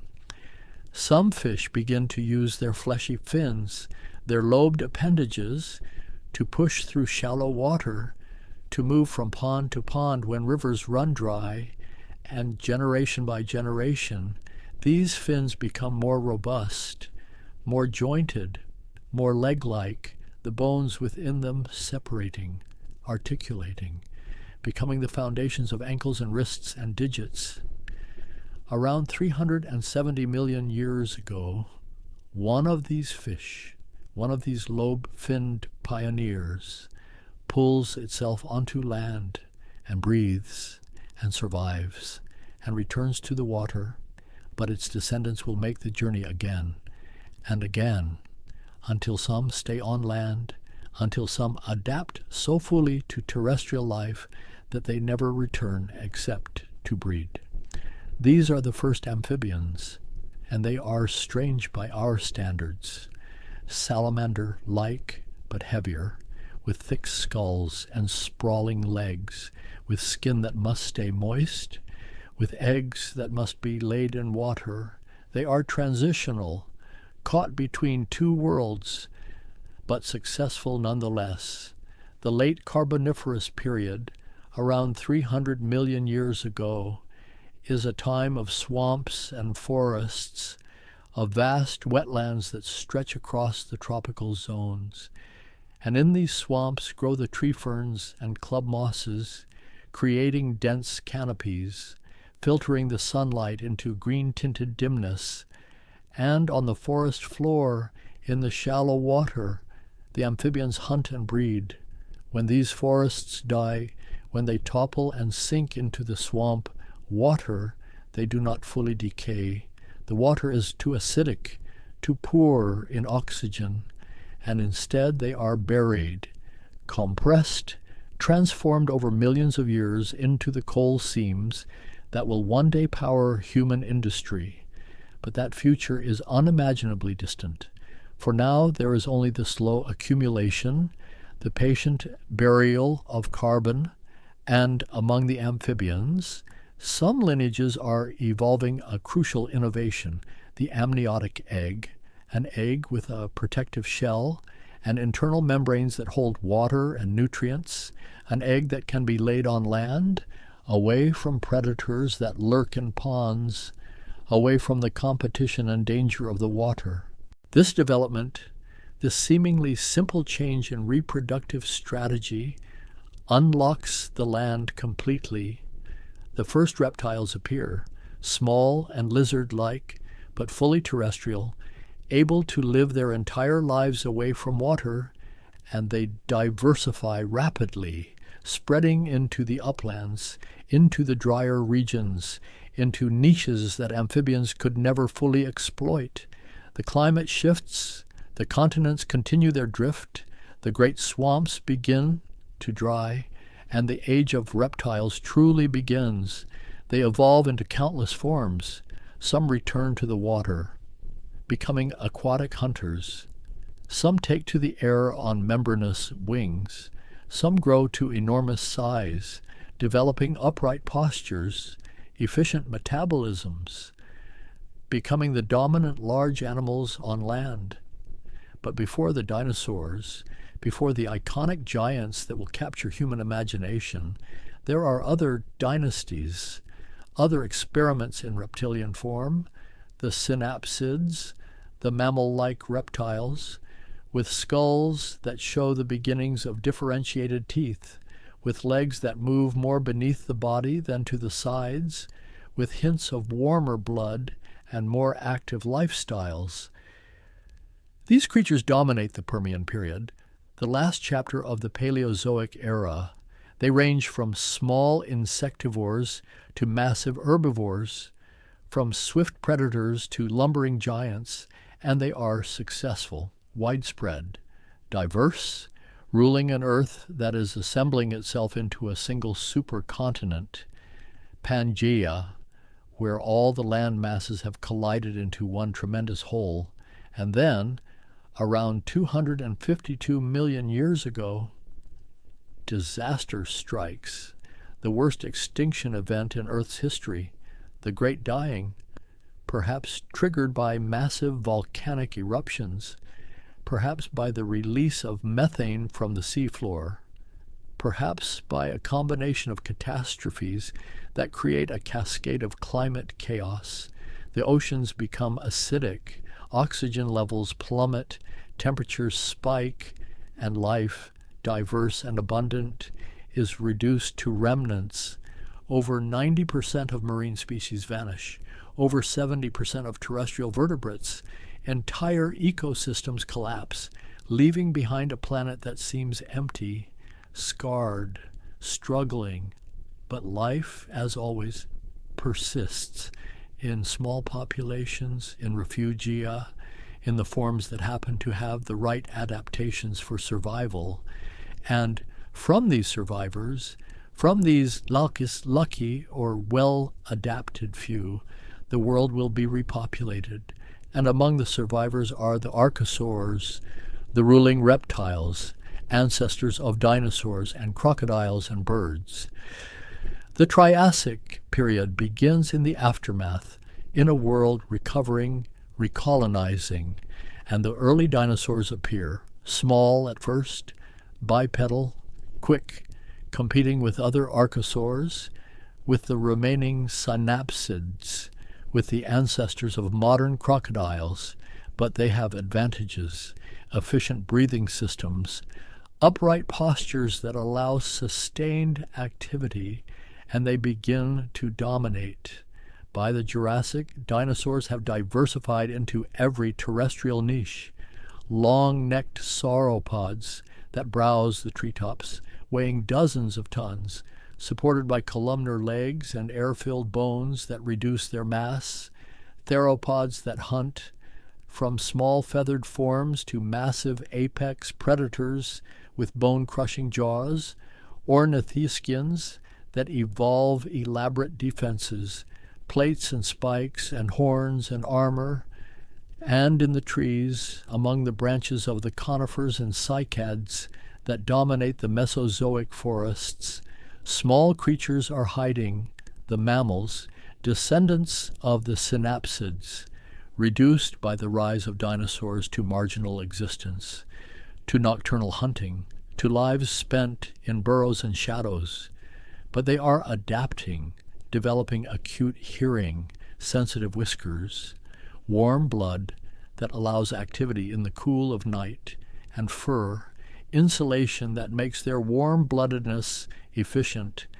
The Mesozoic unfolds, the Jurassic gives way to the Cretaceous, flowering plants appear, angiosperms with their co-evolution with insects, with their efficient reproduction and rapid growth, and they transform the landscape, creating new opportunities, new food sources, and the dinosaurs adapt to this new flora. Duck-billed hadrosaurs with batteries of grinding teeth, ceratopsians with beaks and jaws designed for cropping tough vegetation. And among the theropods, some lineages are becoming more and more bird-like, developing feathers for insulation, for display, and eventually for flight, reducing in size, modifying their forelimbs into wings, their skeletons becoming lighter, hollow, and by the middle Cretaceous, true birds are flying, small and toothed still, but unmistakably avian, sharing the skies with the pterosaurs, the flying reptiles that have ruled the air for 100 million years. The world of the late Cretaceous is warm, tropical, lush. The seas are high, flooding the continents, creating shallow seaways where marine reptiles hunt, mosasaurs and plesiosaurs. The land is divided by these seas, creating isolated populations, driving speciation, and life is abundant, diverse, seemingly secure in its established patterns. But 66 million years ago, another catastrophe arrives. An asteroid, 6 miles wide, strikes the Yucatan Peninsula, and the impact releases energy equivalent to billions of nuclear weapons, vaporizing rock, creating a crater over 100 miles across, sending debris into the atmosphere that will circle the globe, blocking sunlight, causing temperatures to plummet. The fires that follow sweep across continents, consuming forests that have stood for millions of years. The ash rises, mixes with the vaporized rock, creates a darkness that lasts for months, perhaps years, and in that darkness, photosynthesis stops, plants die, herbivores starve, and the predators that depend on them follow. The extinction is not immediate, not universal, but it is devastating. The non-avian dinosaurs, successful for over 160 million years, vanish.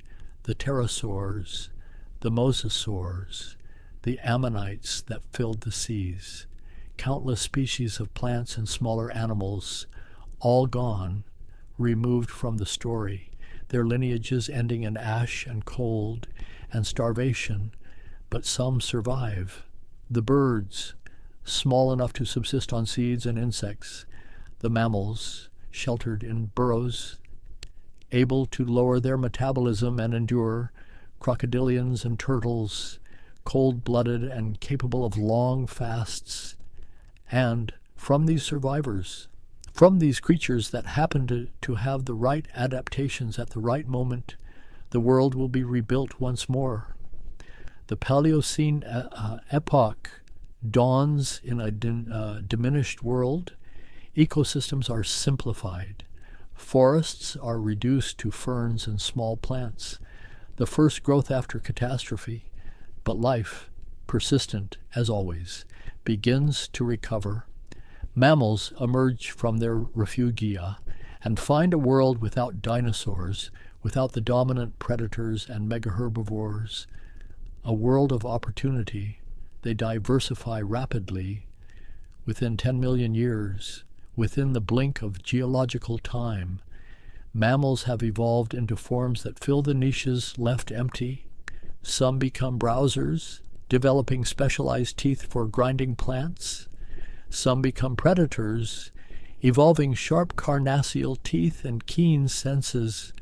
Some take to the water, their limbs modifying into flippers, their bodies becoming streamlined for swimming. And some take to the trees, the primates, developing grasping hands and forward-facing eyes, depth perception that allows them to judge distances between branches, and in the forests that are regrowing, that are becoming complex and layered again, these tree dwellers thrive, eating fruits and insects, flowers and leaves, and their brains grow larger to process the three-dimensional world of the canopy. The earth itself continues to change. India collides with Asia, pushing up the Himalayas. The Atlantic widens. South America separates from Antarctica. And these movements create new climate patterns, new ocean currents, new distributions of rain and temperature, and life responds adapting to each change, diversifying into the newly created environments.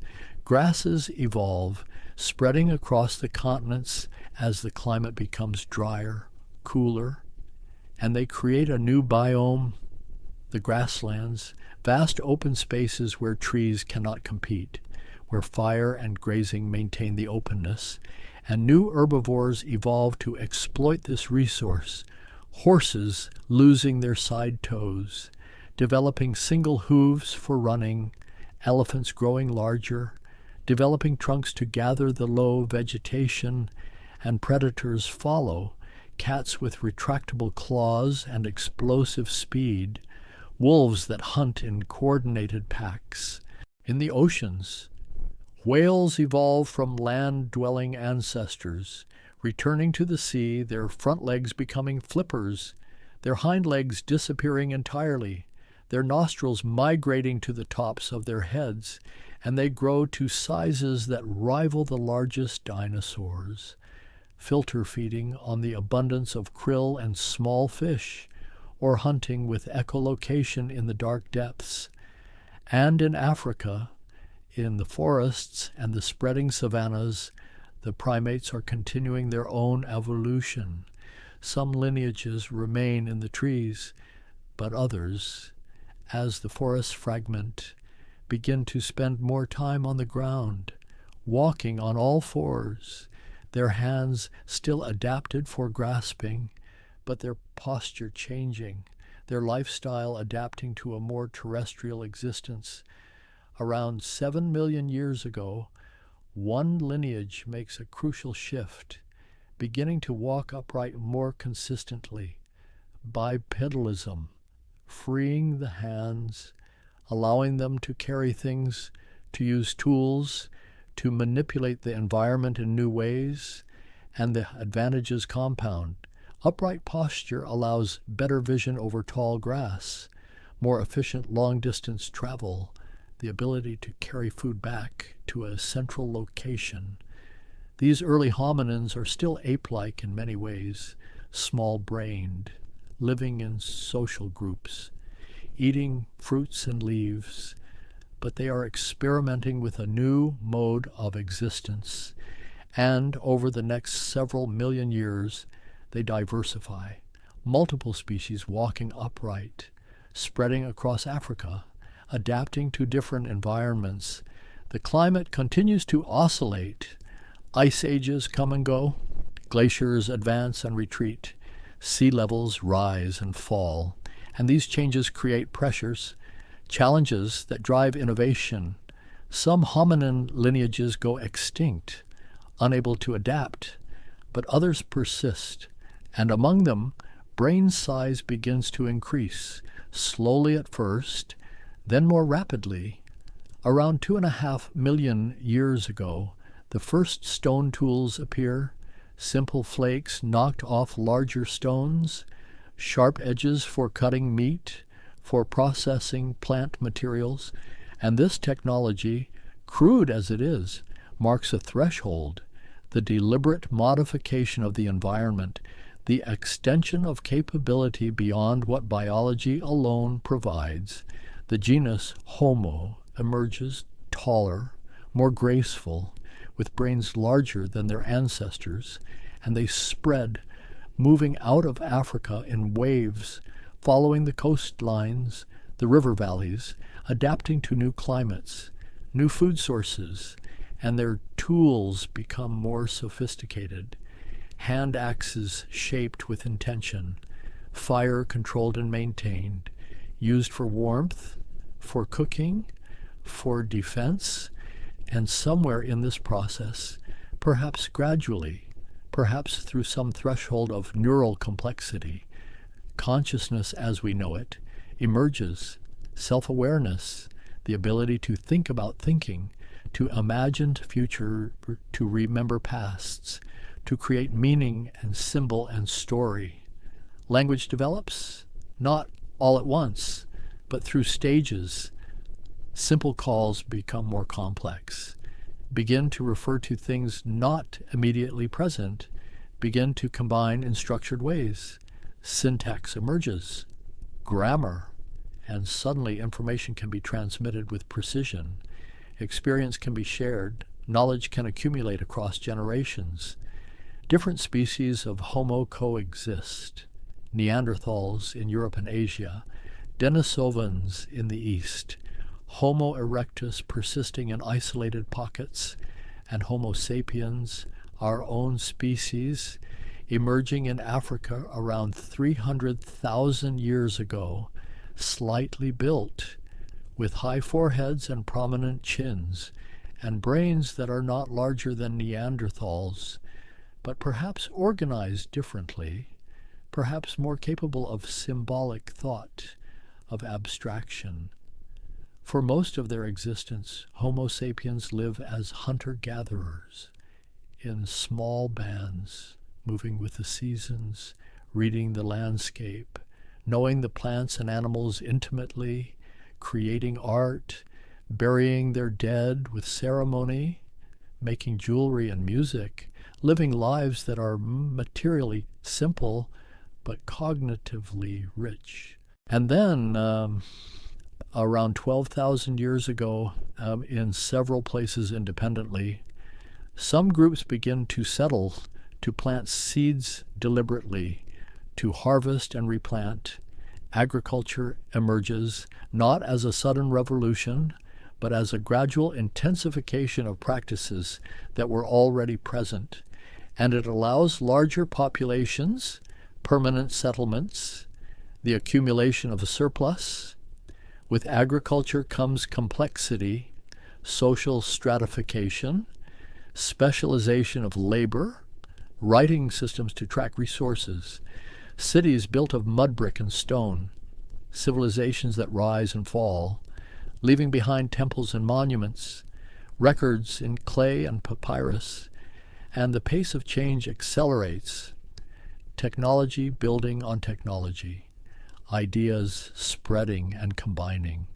The last few thousand years, the span of recorded history, is vanishingly brief compared to what came before, but in this moment, life has become capable of understanding its own history, of piecing together the story from fossils and DNA, from the rocks and the isotopes, from the patient work of observation and inference.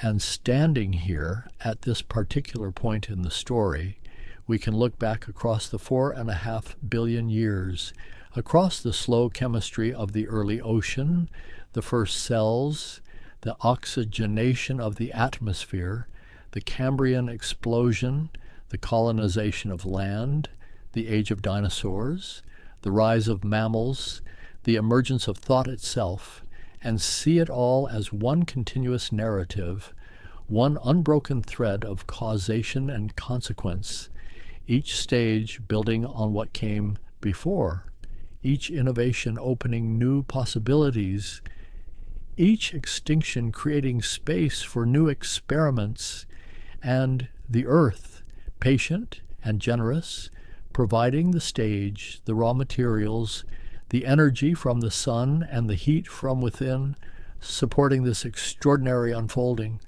The story is not finished. It continues in every organism alive today, in every seed that sprouts, every egg that hatches, every birth and death, the same processes that began in those ancient pools, still operating, still generating variation, still selecting for what works, still creating beauty and complexity from simple rules applied over vast stretches of time. And what is most remarkable, what deserves our quiet contemplation, is that none of this required intention, required design, required anything beyond matter and energy and the laws that govern their interaction. The universe, through purely physical processes, has assembled itself into configurations that can wonder about their own existence. The carbon in our bodies was forged in the cores of ancient stars. The iron in our blood from supernovae that exploded before the sun was born. The water we drink cycled through countless organisms, through clouds and oceans and ice for billions of years before reaching our lips. We are made entirely of recycled stardust, arranged temporarily into patterns that think and feel and question. And the DNA that guides our development, that carries the instructions for building a human body, is nearly identical to the DNA in every other living thing. We share over 98% of our genes with chimpanzees, over 60% with fruit flies, nearly half with bananas, because we all descend from those same early replicators, those molecules that learned to copy themselves in ancient seas. Every cell in your body contains mitochondria, those ancient bacteria that were engulfed billions of years ago, still dividing independently, still carrying their own DNA, still producing the energy that powers thought and movement. You are not a single organism, but a colony, a community of trillions of cells and trillions more bacteria, all working in coordination, all descended from separate lineages that learned to cooperate. The eye you use to read these words evolved independently dozens of times in vertebrates and octopuses and insects and box jellyfish, each time building a similar structure from different starting points, because the physics of focusing light leaves only so many solutions, only so many ways to create an image, and evolution, blind and patient, finds them all eventually.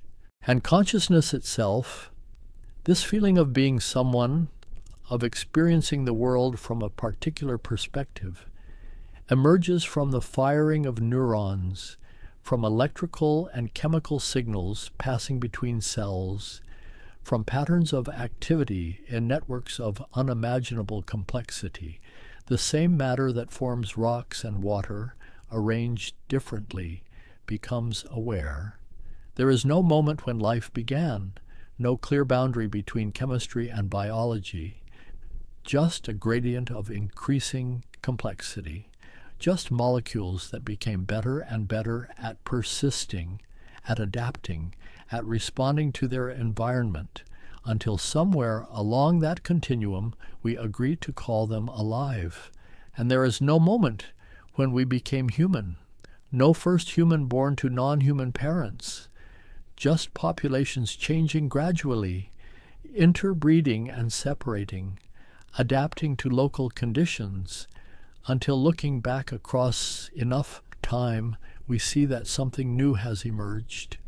But the boundaries are fuzzy, arbitrary, drawn by us for convenience rather than reflecting sharp transitions in nature.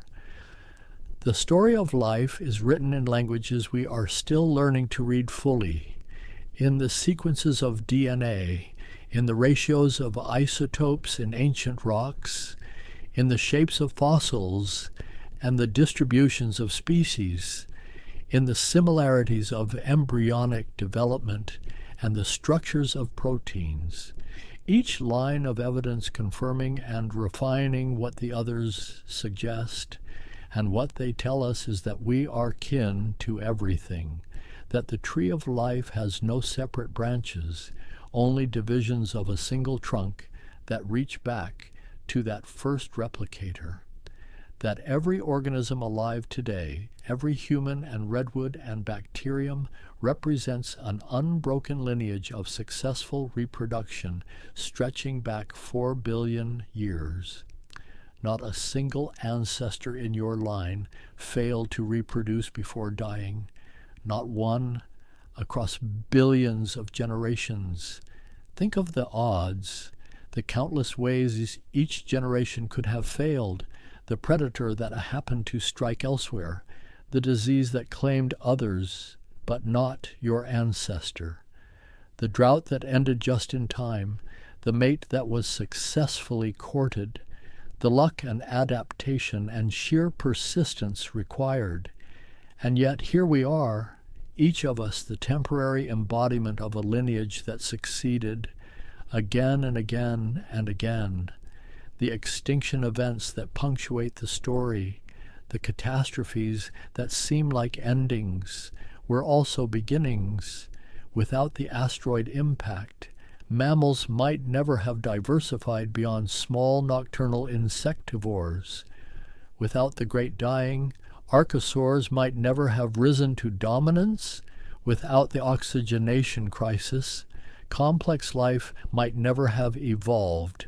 Destruction creates opportunity. Catastrophe clears space for innovation, and the story continues now, in this moment, as cells divide and mutations occur, as populations adapt to changing climates, as species go extinct and new ones emerge. Evolution has not stopped. It cannot stop as long as there is life and variation and differential survival. We are living in the middle of the story, not at its conclusion, and what comes next is unwritten. Some lineages will end. Most will end. That is the nature of existence in a changing world.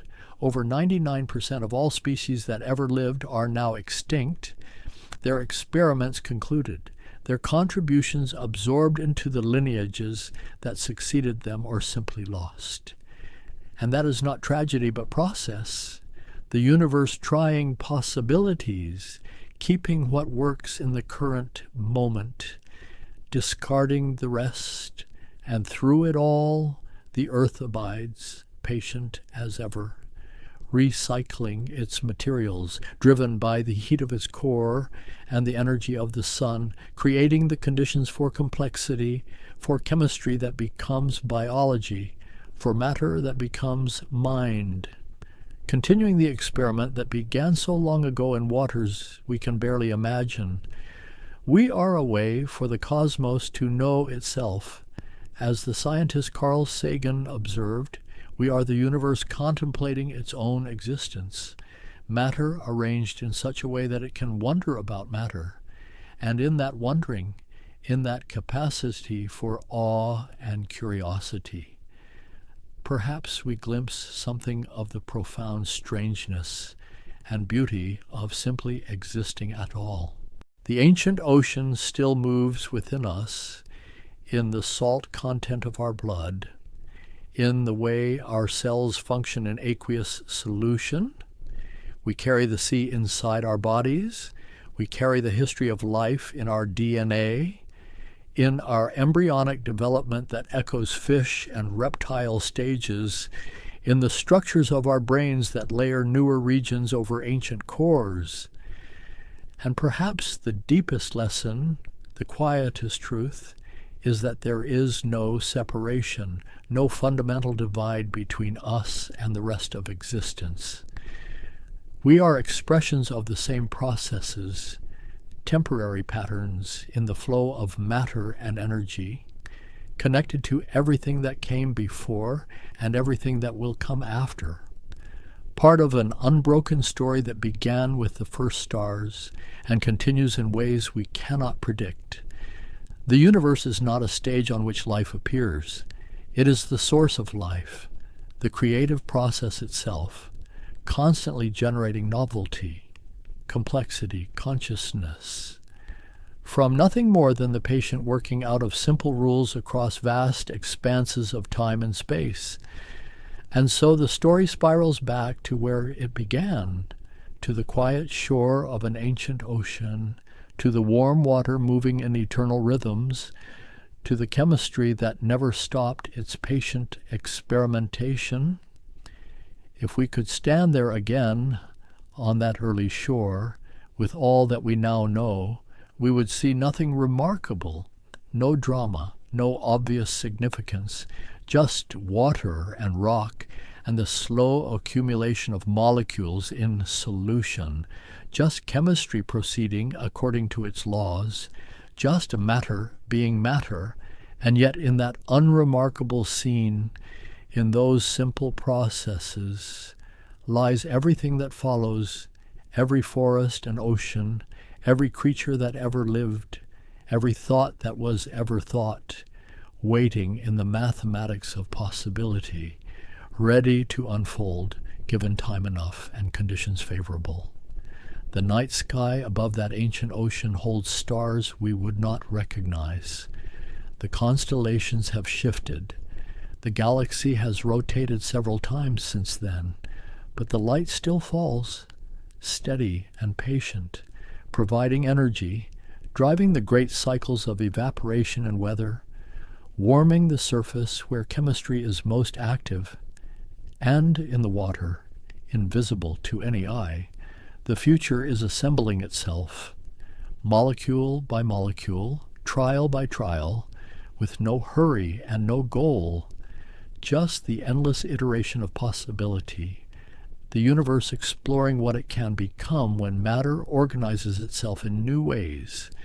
The waves continue their ancient rhythm, rolling in, drawing back, carrying minerals and organic compounds, mixing the solution, providing the motion that brings molecules together, and time stretches forward, unmeasured and immeasurable, because there is no one to measure it, nothing yet that experiences duration, only the eternal present of chemical reaction. Perhaps somewhere in those waves, in some particular moment we can never identify, a molecule copies itself, and the long story truly begins. Or perhaps it has begun already, perhaps in scattered pools and vents across the planet, the same innovation occurring independently, repeatedly, the universe finding the same solution again and again because the chemistry allows only so many paths. Either way, the result will be the same.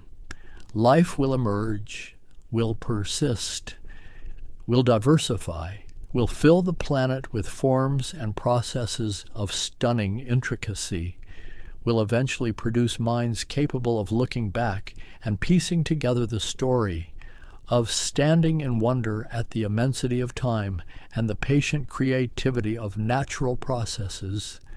And here we are, the descendants of those first replicators, carrying their legacy in every cell, living out the newest chapter in a story that has no ending we can see, only continuation, only the ongoing exploration of what is possible.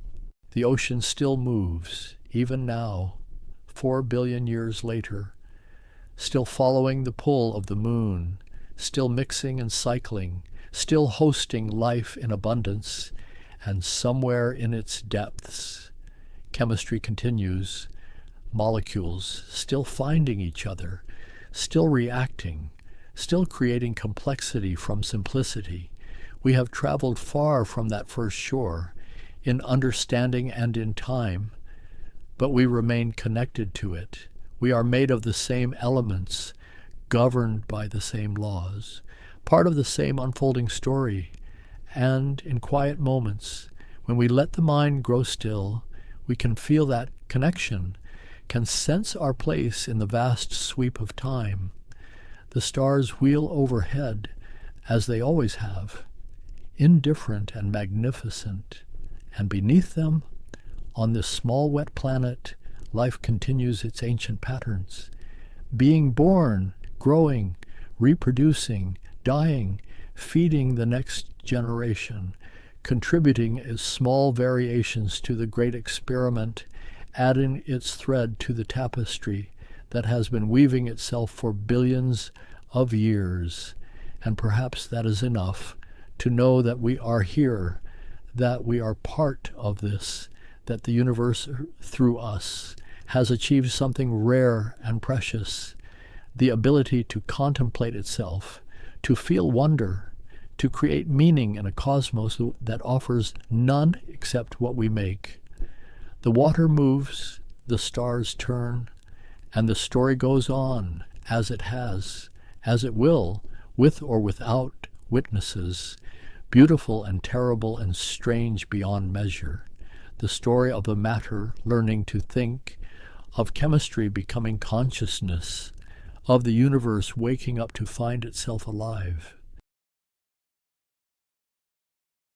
I close my eyes and find myself standing at the edge of a vast desert, where the sand stretches endlessly beneath a sky so deep and blue it seems to hold all the silence of the world. The air is warm, dry, carrying with it the faintest whisper of distant winds that have traveled across continents and centuries alike. Before me, the outline of ancient walls rises from the golden expanse, stone towers catching the amber light of late afternoon, their surfaces worn smooth by time and weather, and I notice how the shadows pool in the crevices, how each crack and weathered edge tells of generations that have passed beneath these same unchanging skies. There is a strange stillness here, a quality of light that seems suspended, as if the very atmosphere remembers something profound, something that unfolded across these lands in ways both magnificent and terrible, and I find myself drawn forward, not walking exactly, but drifting through this landscape of memory and stone. The desert gives way to narrow pathways, to courtyards where fountains once sang their cool songs, and I can almost hear the echo of voices in languages that twist and turn like ornate script, Latin mixing with Arabic, French blending with Greek, all of them carried on winds that have never truly stopped blowing.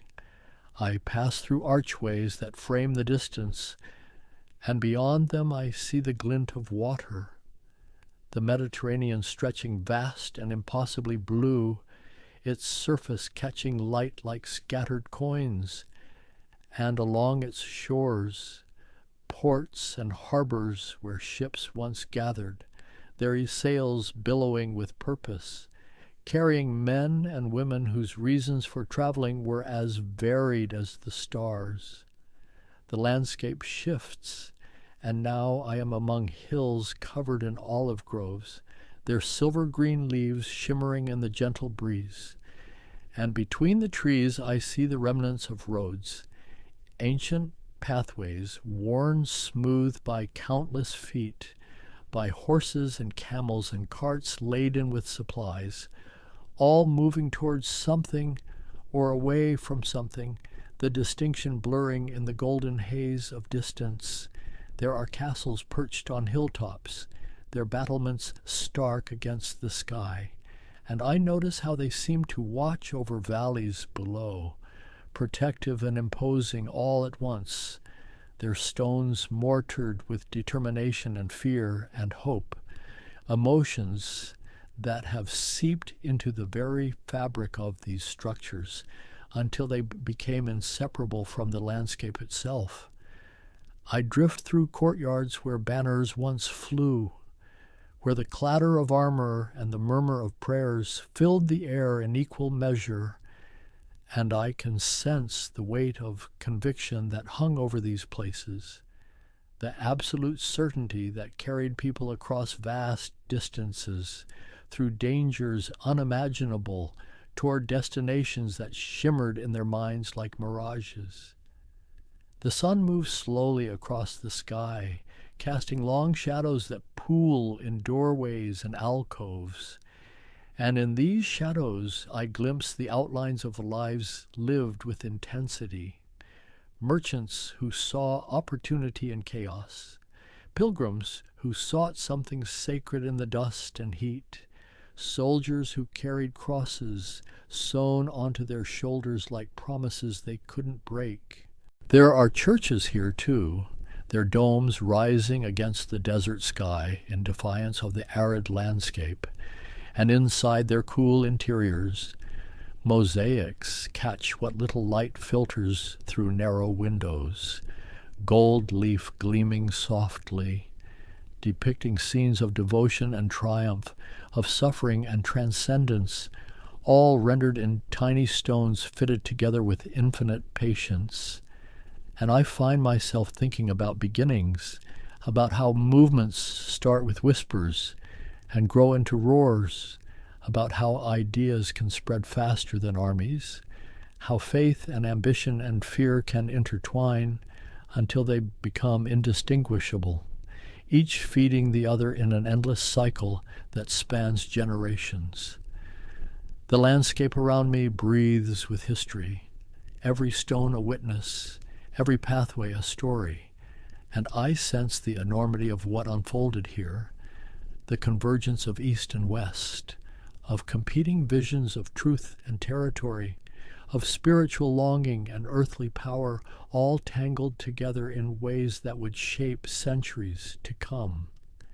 I stand at a crossroads, literal roads meeting in the dust, and I can almost see the caravans that once paused here, the pilgrims and soldiers and traders all sharing the same space for a moment before continuing on their separate ways, each carrying their own understanding of what these journeys meant, what they were meant to accomplish. And so the story begins to unfold, not all at once, but gradually, like dawn spreading across the desert, illuminating details one by one, revealing the complexity of what happened when thousands upon thousands of people moved between worlds, carrying their faiths and fears, their weapons and dreams, across lands that would never be quite the same again. The 11th century dawns slowly across Europe, and in the lands surrounding the Mediterranean, power shifts like sand in an hourglass, redistributing itself in ways both subtle and dramatic, and I find myself drawn backward through time to the moments before the great movements began, when the world was already ancient, already layered with competing claims and sacred geographies. In the heart of Anatolia, Byzantine emperors rule from Constantinople, their city a jewel of domes and marble, where Greek fire protects harbors and the liturgy echoes through Hagia Sophia in golden waves of sound. But their grip on the eastern provinces grows uncertain, threatened by new powers rising from the steppes and deserts beyond. The Seljuk Turks sweep across the landscape like a wind that cannot be turned back, and in the year 1071, at a place called Manzikert, they meet the Byzantine army in battle, and the outcome shifts the balance of an entire world. The emperor himself is captured, and the eastern frontier begins to crumble like old parchment left too long in the sun. I watch as the news travels westward, carried by merchants and pilgrims and messengers, spreading through the courts of Europe, where kings and nobles hear whispers of Christian lands falling to Muslim rule, of churches converted to mosques, of pilgrimage routes growing dangerous, and something stirs in the collective imagination, a mixture of genuine concern and opportunistic calculation. In Rome, popes contemplate their authority, seeking ways to assert spiritual leadership over the fractious kingdoms of the West, where dukes fight dukes and counts betray kings in an endless cycle of petty warfare, and the idea begins to form, slowly, like frost patterns on glass, that perhaps a great external cause might unite what internal politics cannot. The pilgrimage routes have existed for centuries, winding paths that lead faithful travelers from every corner of Christendom toward Jerusalem, the city that holds such weight in the Christian imagination, the place where Christ walked and taught and died and rose, every stone there seeming to pulse with sacred significance. But these routes grow perilous, and stories filter back of pilgrims robbed or turned away, of difficulties and dangers multiplying. And whether these stories are entirely accurate matters less than the fact that they circulate, that they create a narrative of holy places in jeopardy, of obligations unmet. I drift through the countryside of France, where knights train in the arts of war from childhood, where violence is woven into the fabric of a daily life, where younger sons inherit nothing and seek glory and land through the edge of a sword, and the church struggles to contain this energy, channeling it through concepts like the peace of God and the truce of God, temporary ceasefires that acknowledge the impossibility of ending warfare altogether. Pope Urban II ascends to power in 1088, a man of intelligence and ambition, navigating the complex politics of his age with careful deliberation, and he sees in the Eastern crisis an opportunity not merely to aid dumb Byzantium, but to redirect the martial energies of Western knights toward a purpose the Church could sanctify.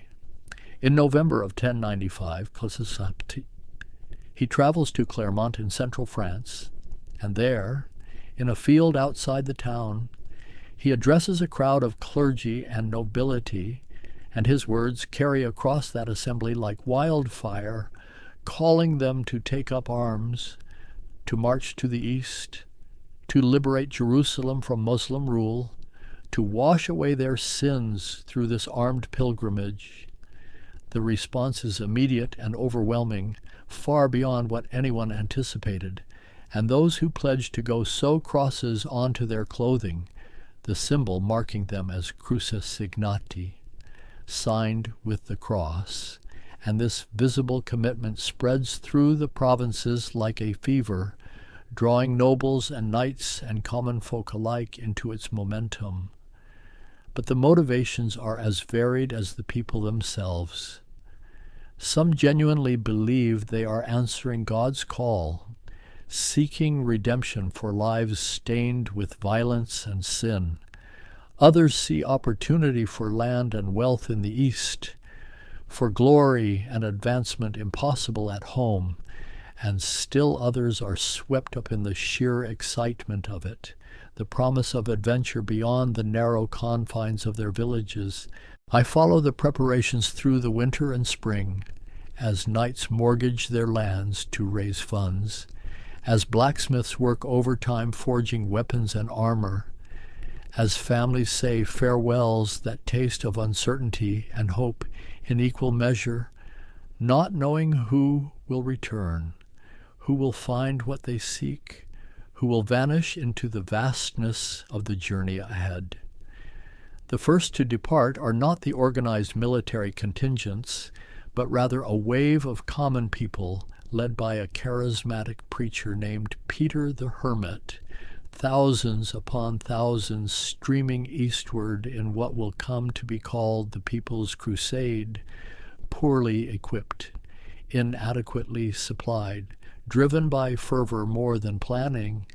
They move through the Rhineland in the spring of 1096, and here the journey takes a dark turn, as some among them turn their religious zeal against Jewish communities, attacking and massacring those they deem enemies of Christ. And this violence, this terrible misdirection of purpose, stains the movement from its very inception, revealing the dangers of unchecked fanaticism. The People's Crusade pushes on toward Constantinople, and the Byzantine Emperor Alexios watches their approach with growing alarm. These undisciplined masses are not the professional soldiers he requested. They are a liability, dangerous and unpredictable, and he ferries them across the Bosporus as quickly as possible, eager to move them away from his capital. In Anatolia, they meet the Seljuk Turks in battle, and the outcome is swift and brutal. Most are killed or captured or enslaved, the dream of reaching Jerusalem ending in the dust of Asia Minor, and Peter the Hermit himself survives, but the movement he led dissolves like morning mist under the harsh sun of military reality. Meanwhile, the organized military expeditions gather and prepare, led by great nobles of France and Norman Italy, Godfrey of Bouillon from Lorraine, Raymond of Toulouse from the south, Bohemond of Taranto from southern Italy, each commanding their own contingent, each bringing their own ambitions and agendas to the collective enterprise. They depart at different times through 1096 and early 1097, taking various routes toward Constantinople, some traveling overland through Hungary and the Balkans, others sailing across the Adriatic and marching through Byzantine territory. And slowly these separate armies converge on the great city, where Emperor Alexios must negotiate with leaders he doesn't entirely trust. The Byzantines view these Westerners with suspicion, seeing them as barely civilized barbarians, dangerous in their unpredictability, potentially more threatening than helpful, and Alexios extracts oaths of loyalty from the leaders, promises to return any former Byzantine territories they might capture, though these promises will prove flexible in practice. I watch as the armies cross the Bosporus in the spring of 1097, finally entering Asia, beginning the true military phase of the campaign, and ahead of them lie cities and fortresses, deserts and mountains, enemies both expected and unforeseen, and the sheer distance they must cover is staggering to contemplate. Their first major target is Nicaea, a city held by the Seljuks, just across the water from Constantinople, its walls formidable, its garrison determined, and the siege begins in May, surrounding the city, cutting off supplies, bringing up siege engines to batter the defenses, and the heat of summer settles over the besiegers like a blanket. The city holds out for weeks, but Byzantine ships control the lake beside it, and negotiations proceed behind the scenes, and finally in June the city surrenders, not to the Crusaders, but to Alexios, who accepts the garrison's submission and prevents the sacking that the Western knights anticipated, denying them the plunder they expected as their due.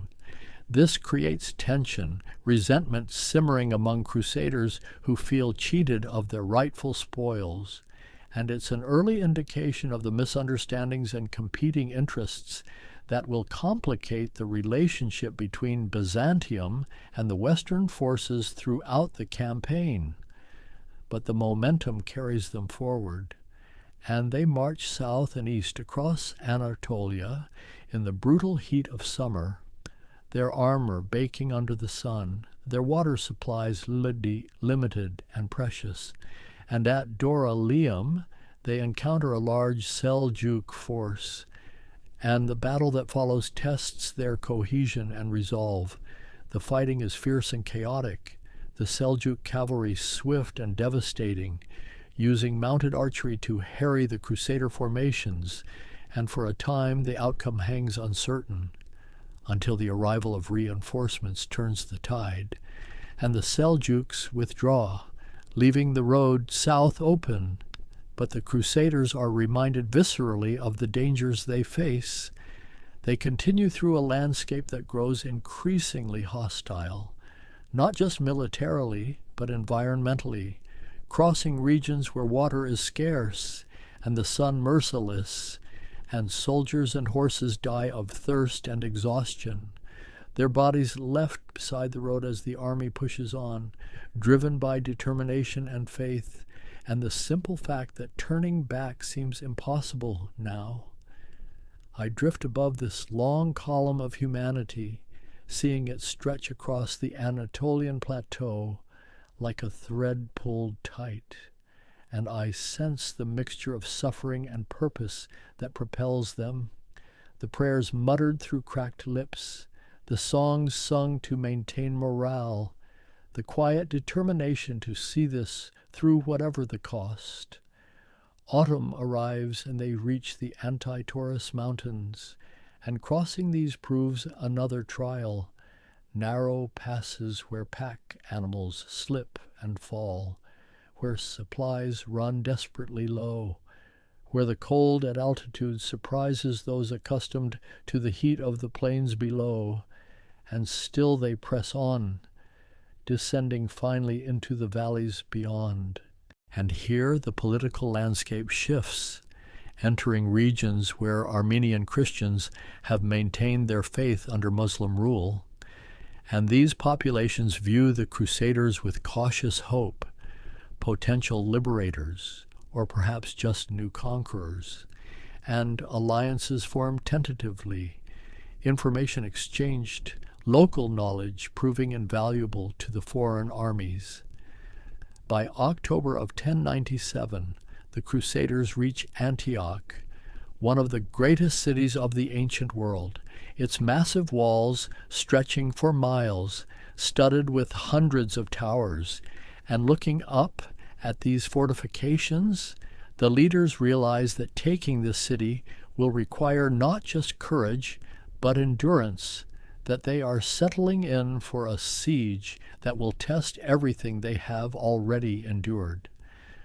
The siege of Antioch begins in October of 1097, and what the Crusaders imagine will be a matter of weeks stretches into months, the city's walls proving as formidable as they appear, and winter settles over the encampment with cold rains that turn the ground to mud and sap the strength from already exhausted men. Inside the city, the garrison under Yagi Sian watches and waits, conserving supplies, occasionally sallying forth to harass the besiegers, and the Crusaders lack enough men to fully encircle such a massive perimeter, meaning supplies continue to trickle into Antioch even as the besiegers themselves begin to starve. I watch as the winter deepens and provisions run desperately low. Horses slaughtered for meat, leather boiled for whatever nourishment it might provide, and men desert in increasing numbers, slipping away in the night, choosing the uncertainty of the road home over the certainty of starvation, here beneath these indifferent walls. Foraging parties range further and further from camp into the surrounding countryside, seeking anything edible, and these expeditions grow increasingly dangerous as Turkish forces ambush the scattered groups, and the Crusader leadership struggles to maintain discipline and morale as the calendar turns to 1098. Yet something holds the core of the army together. Perhaps the sheer investment already made, the distance traveled and comrades lost, the impossibility of admitting that all of it was for nothing, and religious fervor plays its part too. Visions and prophecies circulating through the camp, signs interpreted as divine encouragement to persevere. In March, a relief force approaches from the east, sent by Ridwan of Aleppo, and the Crusaders intercept them at the Lake of Antioch, and the battle that follows proves crucial, the Crusaders victorious, capturing supplies and raising morale at a moment when both were desperately needed. But the stalemate continues through spring until a tower commander inside Antioch, an Armenian convert to Islam named Firuz, begins secret negotiations with Bohemond of Taranto, motivated by grievances and ambitions of his own, and slowly a plan takes shape, treachery purchased with promises of reward. On the night of June 2nd, in the year 1098, Firuz opens his section of wall to Bohemond's men, and they pour into the city in darkness, spreading through streets and overwhelming the surprised garrison, and by dawn the Crusaders control Antioch, the banners of the conquest flying from towers that had seemed untakeable for so long. The city falls to massacre and plunder, the fate that Nicaea avoided, and the violence unleashes itself in waves, soldiers venting months of frustration and hunger, And when it finally subsides, the Crusaders find themselves in possession of a great city, but one nearly emptied by flight and slaughter. And then, only days later, the situation reverses with shocking speed. A massive relief army led by Kerboga of Mosul arrives and surrounds Antioch, and the Crusaders who were besiegers become the besieged, trapped inside walls they just captured. Facing an enemy far more numerous, their supplies already depleted from the long months outside these same fortifications. The irony is not lost on them, and morale collapses. Men throw themselves from the walls in despair. Others argue for immediate surrender or flight, and the leadership meets in desperate council, searching for any strategy that might save them from what appears to be certain doom. I drift through the city in those dark days, sensing the fear that permeates every stone, the prayers that rise like smoke from makeshift chapels, the hunger that gnaws at bellies already hollow from the winter siege, and the walls that promised safety now feel like a prison closing in. Then a peasant named Peter Bartholomew comes forward with a vision, claiming the holy lance that pierced Christ's side at the crucifixion is buried beneath the church of St. Peter in Antioch. And whether driven by genuine faith or calculated deception, excavations begin, and after hours of digging, a metal object is discovered, declared to be the sacred relic, and the effect on morale is electric. The mood transforms overnight, despair giving way to fervent conviction, and the leaders seize this momentum, organizing the starving army for a desperate sortie, reasoning that death in battle is preferable to slow starvation within the walls. On June 28th, they march out through the gates, arranging themselves in disciplined formations despite their weakened state, and Kerboga's forces, perhaps surprised by this audacity, perhaps suffering from their own internal divisions and political tensions, fail to coordinate their response effectively. The battle unfolds across the plain before Antioch, and against all reasonable expectation, the Crusaders prevail, driving Kerboga's army from the field, scattering forces that should have overwhelmed them, and the victory seems so improbable that many interpret it as proof of divine favor, as validation of their entire enterprise. But now political complications emerge. Bohemond claims Antioch as his own, arguing his role in capturing it, while Raymond of Toulouse insists the city should be returned to Byzantium, as the oaths to Alexios required, and the Crusader leadership fractures along these lines, the unity forged in desperation dissolving now that immediate survival is no longer at stake. Months pass in negotiation and argument, the army remaining at Antioch through the autumn and into winter, and common soldiers grow restless, having not marched all this way to stop short of Jerusalem, and pressure builds on the leaders to continue south, to complete the pilgrimage that was the stated purpose all along.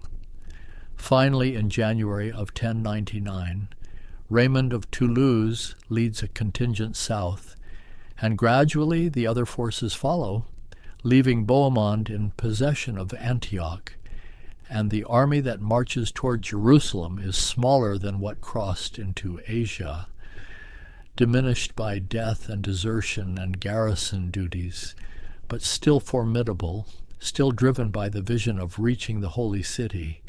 I follow them down the coast, through territories where some cities negotiate surrender, offering supplies and safe passage in exchange for being left unharmed, while others resist and face assault.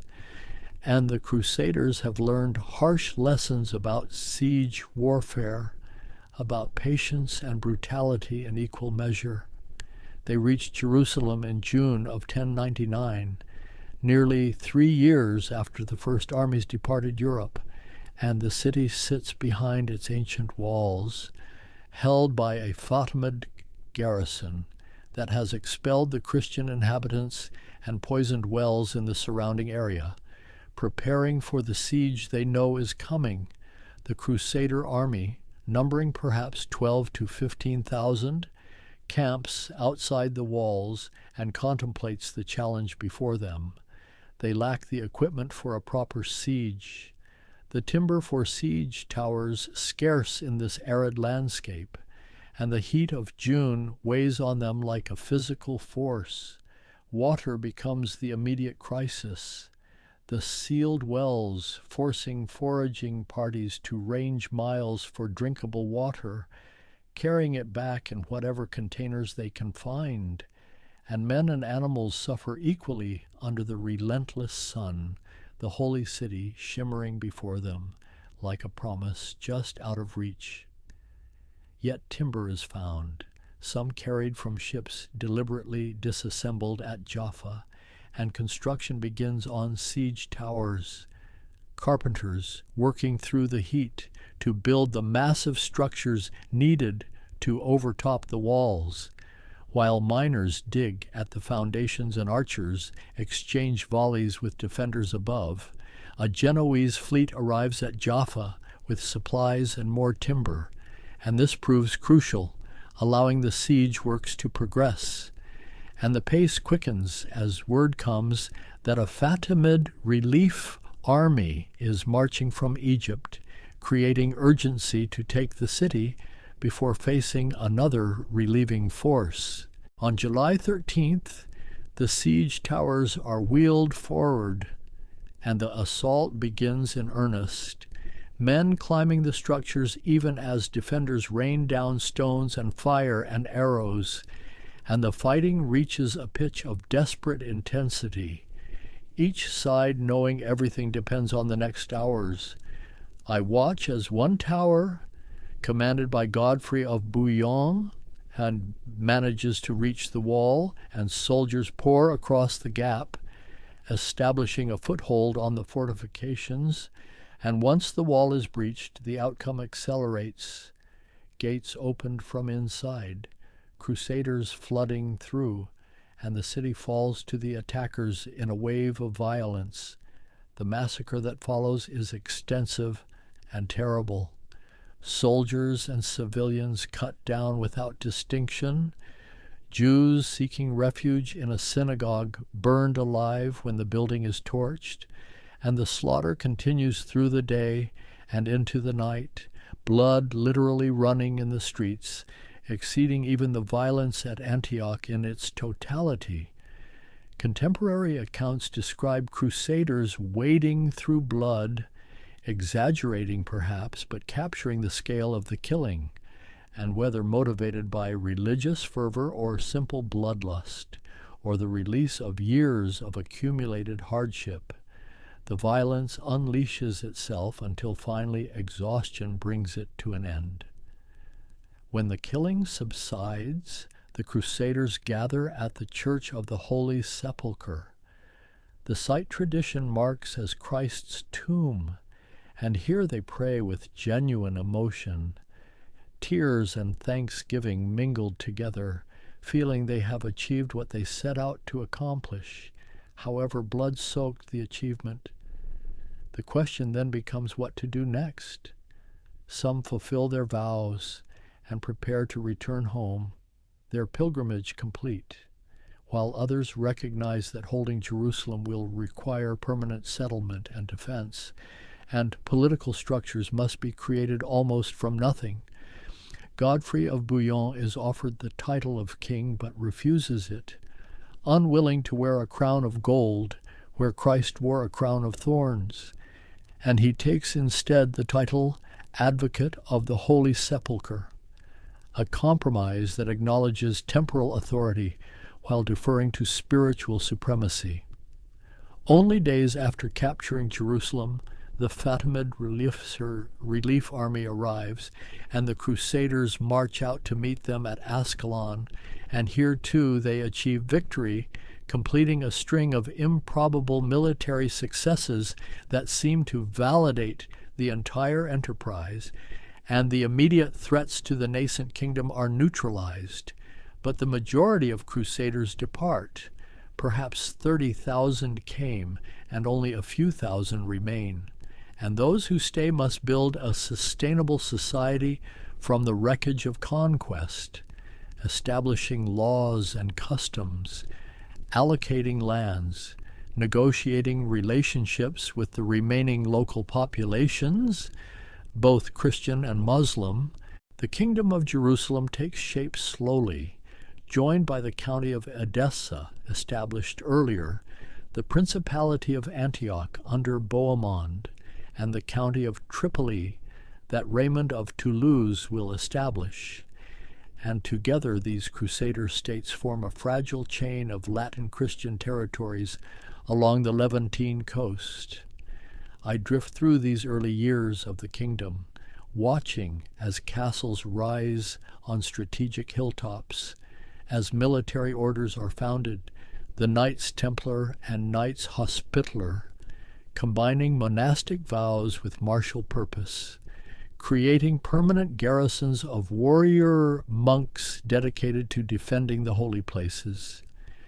Trade routes are established, Italian city-states gaining commercial privileges in exchange for naval support, and the ports bustle with merchants and pilgrims, the latter now able to visit Jerusalem with relative safety, the stated goal of the entire movement finally realized, at least temporarily. The fragile Latin kingdoms cling to the coastline like barnacles to a ship, surviving through a combination of military strength, political maneuvering, and the fortunate divisions among their Muslim neighbors. And for several decades they persist, adapting to the landscape, learning the languages, adopting local customs even as they maintain their distinct identity. But the very existence of these Christian states and lands sacred to Islam creates lasting tension, and Muslim leaders who initially viewed the Crusader conquests as temporary incursions gradually recognized the need for organized response, for jihad to match the crusade, and the political will to unify against the Franks, as the Crusaders are called, begins to coalesce. In 1144, the county of Edessa falls to Zengi, the Atabeg of Mosul and Aleppo, and this reconquest sends shock waves through both the Crusader states and Europe, shattering the illusion of permanence, demonstrating that what was won could be lost. And the call goes out for a new crusade, a second great expedition to shore up the endangered Christian territories. Pope Eugenius III issues the call, and the preaching is taken up by Bernard of Clairvaux, perhaps the most influential religious figure of his age, and his eloquence moves kings themselves. Louis VII of France and Conrad III of Germany both taking the cross, marking the first time reigning monarchs lead crusading armies. The Second Crusade departs in 1147, but it proves disastrous from the start. The German forces ambushed and decimated in Anatolia, the French army harassed and weakened on the same roads the first Crusaders traveled, and by the time they reach the Holy Land, their numbers are greatly reduced and their morale shattered. Rather than moving against Edessa, the Crusades' stated objective, the leaders make the puzzling decision to attack Damascus, a Muslim city that had actually maintained peaceful relations with Jerusalem, and the siege fails.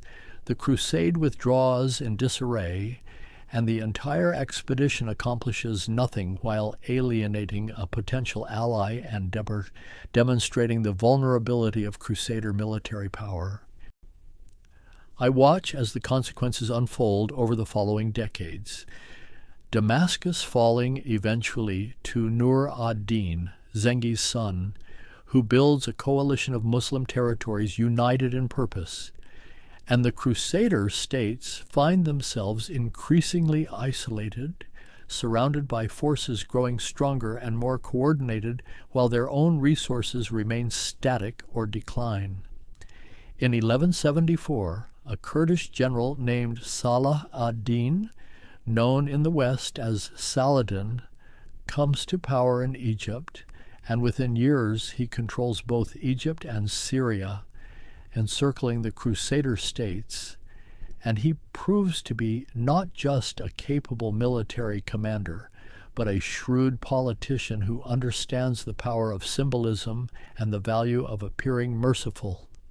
Tensions build through the 1180s, truces made and broken, raids and counter-raids across the borders, and in 1187 a raiding party led by Renaud of Chatillon, a notoriously aggressive Crusader lord, attacks a Muslim caravan, violating a truce and providing Saladin with the justification he needs for full-scale war.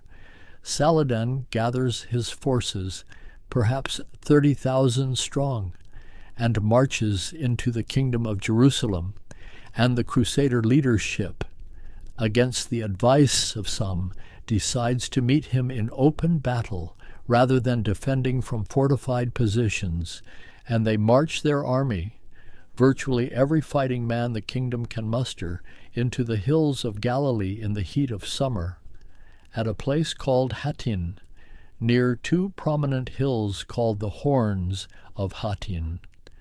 The armies meet on July 4th, 1187, and the Crusaders find themselves cut off from water, surrounded, subjected to archery and smoke from brush fires set to torment them, and the battle becomes a massacre.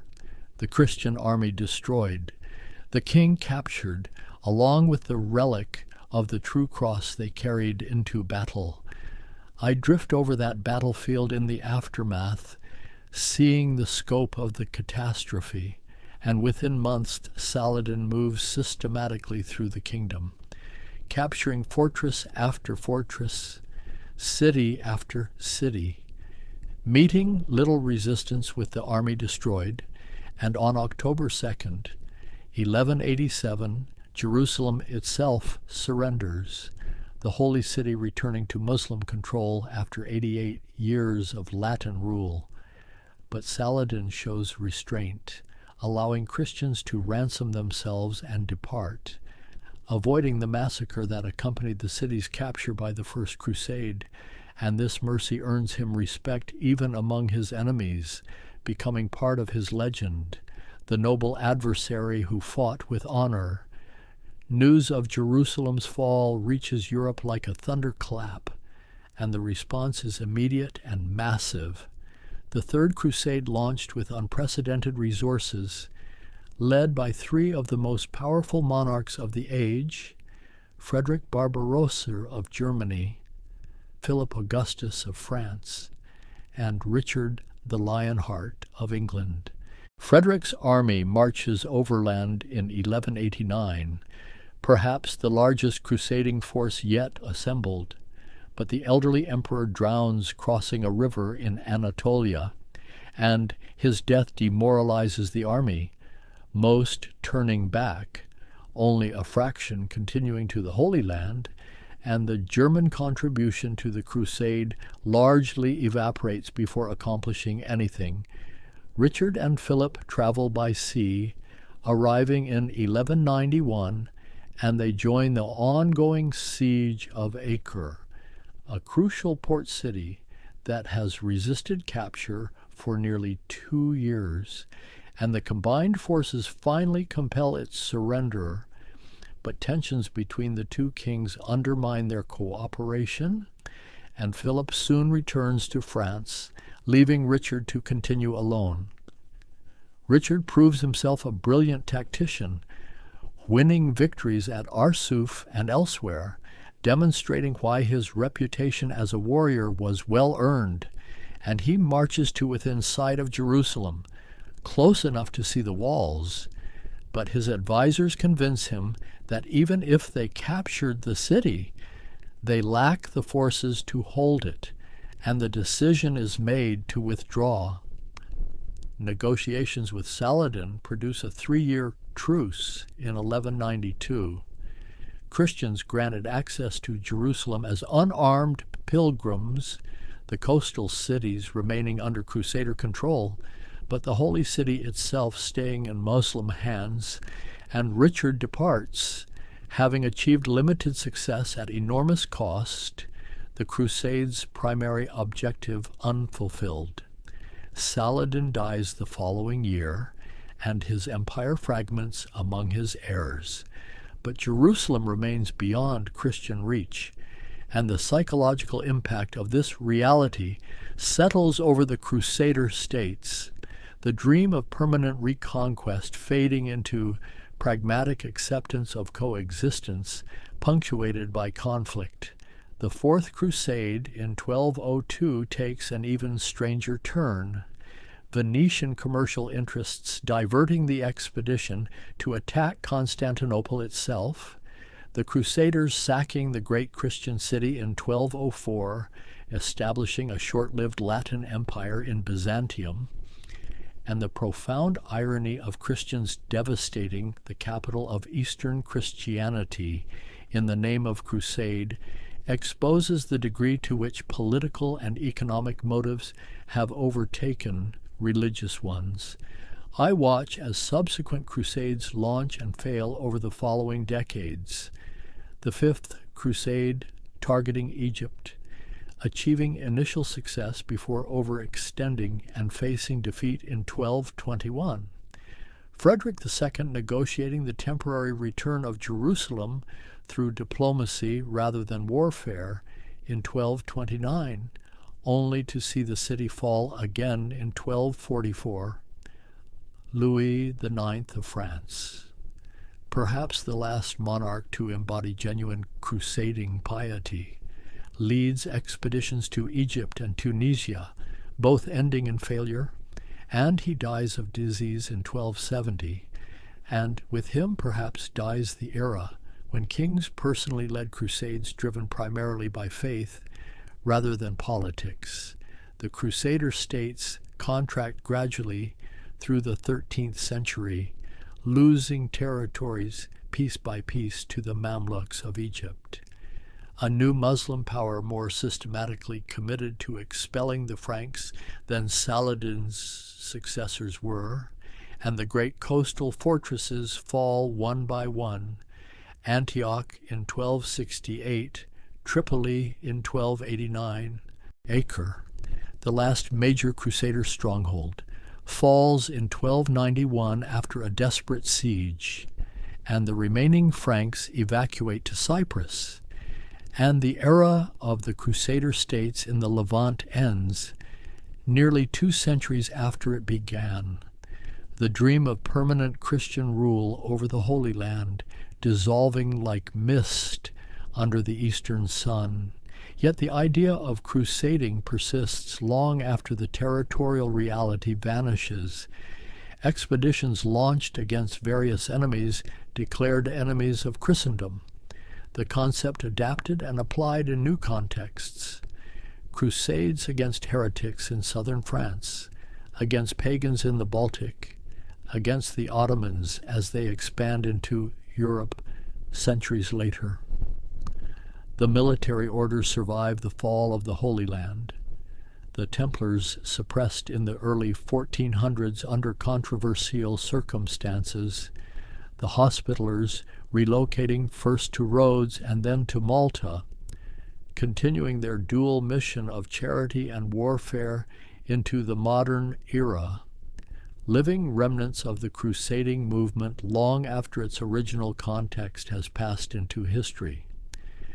I drift through the centuries that follow, watching how the memory of the Crusades evolves and transforms, becoming legend and symbol, invoked by different sides for different purposes, the complexity of actual events simplified into narratives of heroism or villainy, depending on perspective, and the reality of what happened grows increasingly obscured by the uses to which the memory is put.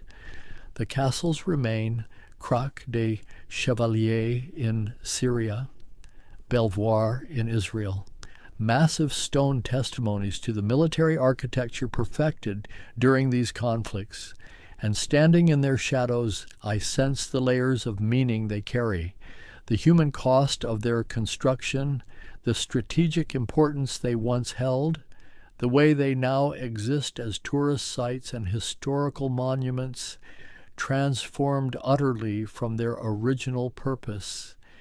And I find myself contemplating the strange alchemy by which events become history, how the lived experience of thousands upon thousands of individuals, each with their own hopes and fears and reasons for being there, gets distilled into timelines and turning points, into lessons extracted and narratives constructed, and how much is lost in that necessary simplification. The trade routes established during the crusading era persist and evolve. Italian merchants maintaining their eastern connections, goods and ideas flowing along pathways first secured by military conquest, and the cultural exchanges that occur, willing and unwilling, leave traces in language and art and custom that long outlived the political entities that facilitated them. I sense the complexity resisting easy summary, the ways in which the Crusades were simultaneously wars of religion and wars of expansion, spiritual quests and political opportunism, genuine faith and naked ambition, all tangled together in ways that defy simple categorization. And the reverberations continue, the memory invoked and debated, the wounds still unhealed in some quarters, even after so many centuries. The question arises, quiet and persistent, like water seeking cracks in stone: what drives people to travel such distances, to endure such hardships, to kill and die for ideas they cannot see or touch? And I find myself drawn into the deeper currents beneath the surface narrative, the human dimensions that transcend the specifics of any particular crusade. Faith, in its most profound and troubling manifestations, possesses a power that secular motivations cannot match. The absolute conviction that one's cause aligns with cosmic purpose, with the will of the divine. And this conviction can inspire extraordinary courage and equally extraordinary cruelty, often in the same breath, the same heart. I watch pilgrims at prayer in makeshift camps, their faces illuminated by firelight, and the devotion is real, tangible as the ground beneath them. These are not cynical actors performing piety, but people who genuinely believe they are participating in sacred history, that their suffering has meaning beyond mere politics or territory. Yet belief exists alongside calculation, and the same person can hold both spiritual aspiration and worldly ambition without experiencing contradiction. A younger son seeking land can also be seeking redemption. A merchant pursuing profit can also be pursuing salvation, and the medieval mind does not separate these motives as cleanly as modern analysis might suggest. The encounter between cultures, forced and violent though it often was, nevertheless produced exchanges that enriched all parties, whether they acknowledged it or not.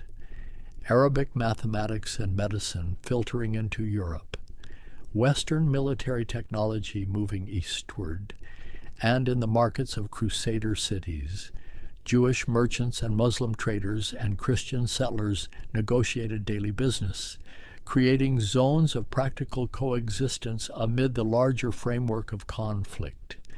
I drift through a scriptorium where a translator works, rendering Arabic texts into Latin, preserving knowledge that might otherwise have been lost, and these scholarly exchanges occurring in the margins of warfare represent a different kind of crusade, a quest for understanding rather than conquest. Though the two remain entangled in complex ways, the castle walls speak of more than military necessity. They represent a transplantation of entire social systems. Feudalism exported wholesale to foreign soil, and the attempt to recreate European structures in the Levantine landscape produces hybrid forms, neither fully Western nor Eastern, something new struggling to be born from the collision of civilizations. Women's stories emerge from the chronicles in fragments: queens who ruled as regents, noble women who managed estates while husbands fought, common women who traveled as pilgrims or camp followers, and their experiences, rarely centered in the traditional narratives, reveal dimensions of the crusading movement that military histories overlook. The theology that justified crusading evolved over time. Early uncertainty about whether Christians could righteously wage war of aggression giving way to elaborate justifications. The concept of holy war developed and refined, and later theologians would question these conclusions. But in the moment, the institutional church largely sanctioned and promoted armed pilgrimage as a valid path to grace. I sense the weight of consequences extending far beyond the immediate participants. Jewish communities in the Rhineland decimated during early Crusades. Byzantine Christianity weakened and never fully recovering. Muslim societies shaped by the need to resist and eventually expel the Frankish presence, and the long shadow of these events reaching into modern conflicts and rhetoric. The environmental impact rarely makes the histories, but forests felled for siege, engines, fields trampled by armies, irrigation systems damaged in warfare, wells poisoned, and cities burned, all leave marks on the landscape that persist long after the soldiers depart, the earth itself bearing witness to what transpired. Children's crusades and shepherds' crusades, movements of the desperate and dispossessed, reveal the degree to which crusading rhetoric penetrated all levels of society, inspiring actions tragic in their futility. And these episodes, often dismissed as historical footnotes, demonstrate the genuine grip these ideas held on the medieval imagination. The economic systems that developed to fund crusading, taxation and indulgences and loans, created mechanisms that would outlive their original purpose, and the financial instruments pioneered to move money across vast distances for crusading purposes contributed to the emergence of more sophisticated banking, unintended consequences rippling through time. I watch a monk carefully copying a chronicle, recording events for posterity, and I recognize that much of what we know comes filtered through such scribes, their biases and assumptions and selective reporting shaping the historical record, and the voices of common soldiers, of Muslim civilians, of Eastern Christians caught between armies. These voices reach us faintly, if at all. The concept of martyrdom takes on complex meanings. Christian soldiers dying in battle against Muslims considered martyrs by their communities. Muslim warriors dying in jihad against Franks equally martyred in theirs. And the symmetry is striking. Both sides convinced of divine favor, both willing to sacrifice for beliefs held with ultimate seriousness. Art and architecture blend in fascinating ways. Gothic pointed arches influenced by Islamic designs, Eastern motifs appearing in Western churches, and the Dome of the Rock and Church of the Holy Sepulchre standing in the same city. representing different sacred narratives overlaid on the same geography, neither fully displacing the other despite centuries of conflict. The legacy proves impossible to summarize, simply too vast and contradictory, source of both pride and shame in different communities, invoked as precedent for religious war and as cautionary tale against it, and the Crusades remain contested ground, not just historically, but in how they are remembered and what lessons are drawn from them. And so the story begins to settle, like dust after a great commotion, the armies long departed and the banners furled, and I find myself standing again in that landscape where we began, the desert vast and silent, the walls ancient and weathered, holding their secrets close.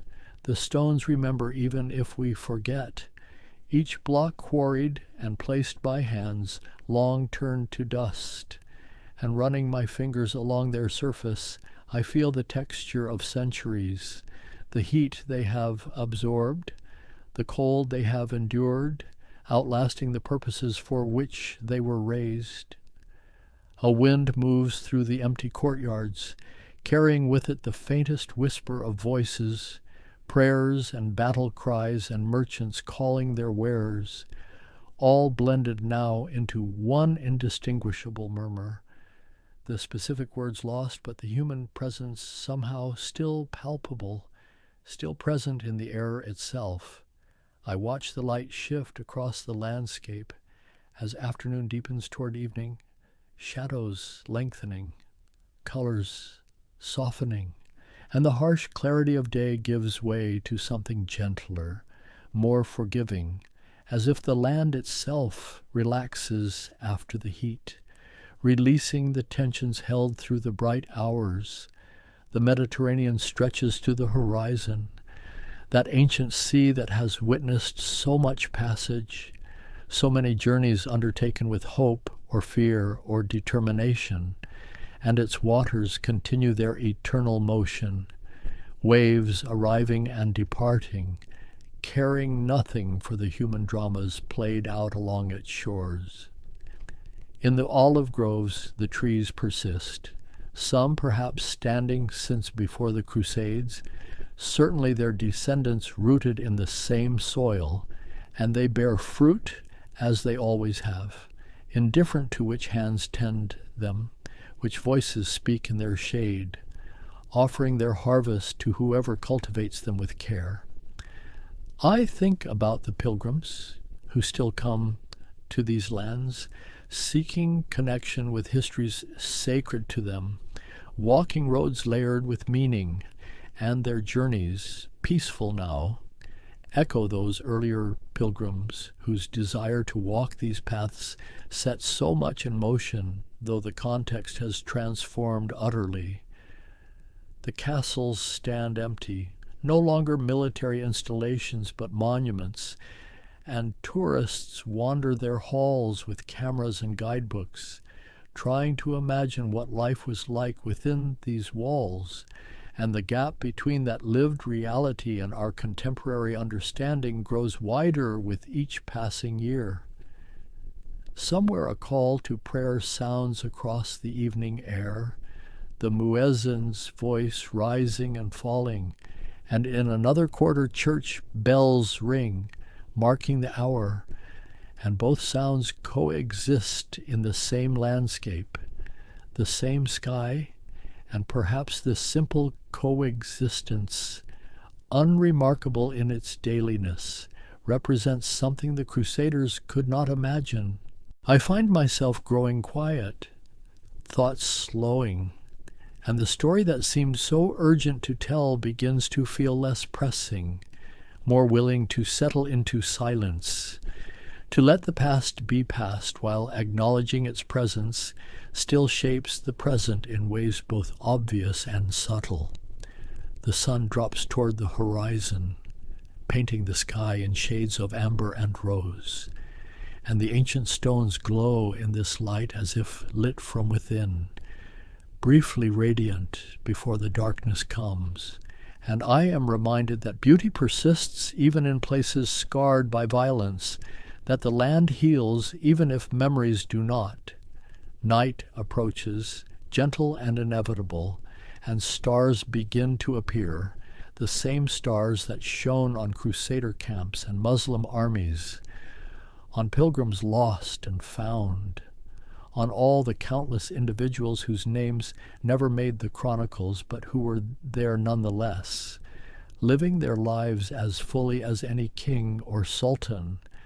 And I let the details begin to blur, the specific dates and names and battles fading into a more general impression of human striving and suffering, of faith and folly intermingled, of the long sweep of history moving through landscapes that endure, that witness and remember in their own silent way.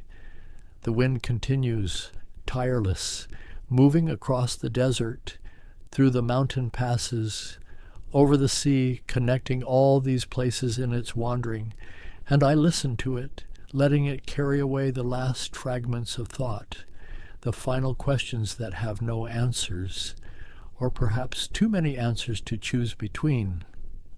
The darkness deepens, soft and complete, and in this darkness the distinctions that seemed so important, the boundaries that required such fierce defense, all dissolve into the encompassing night, and what remains is simply this: the quiet, the stillness, the land breathing slowly beneath the infinite sky. And I rest here, in this place between then and now, between knowing and not knowing, letting the story settle into whatever shape it will take in memory, trusting that something essential has been touched, some understanding reached, even if words can only gesture toward it, never quite capturing the fullness of what was. The night holds everything, all the voices, all the journeys, all the prayers offered in different tongues to the same stars. And in this holding there is a kind of peace, not the peace of resolution, but the peace of acceptance, of letting things be what they were, what they are, what they will become in the minds of those who contemplate them. And so I release it, this meditation on distant times and distant places, letting it drift away like smoke, like mist, dissolving into the night air, returning to wherever stories go when they are finished being told, when the words finally cease and only the silence remains.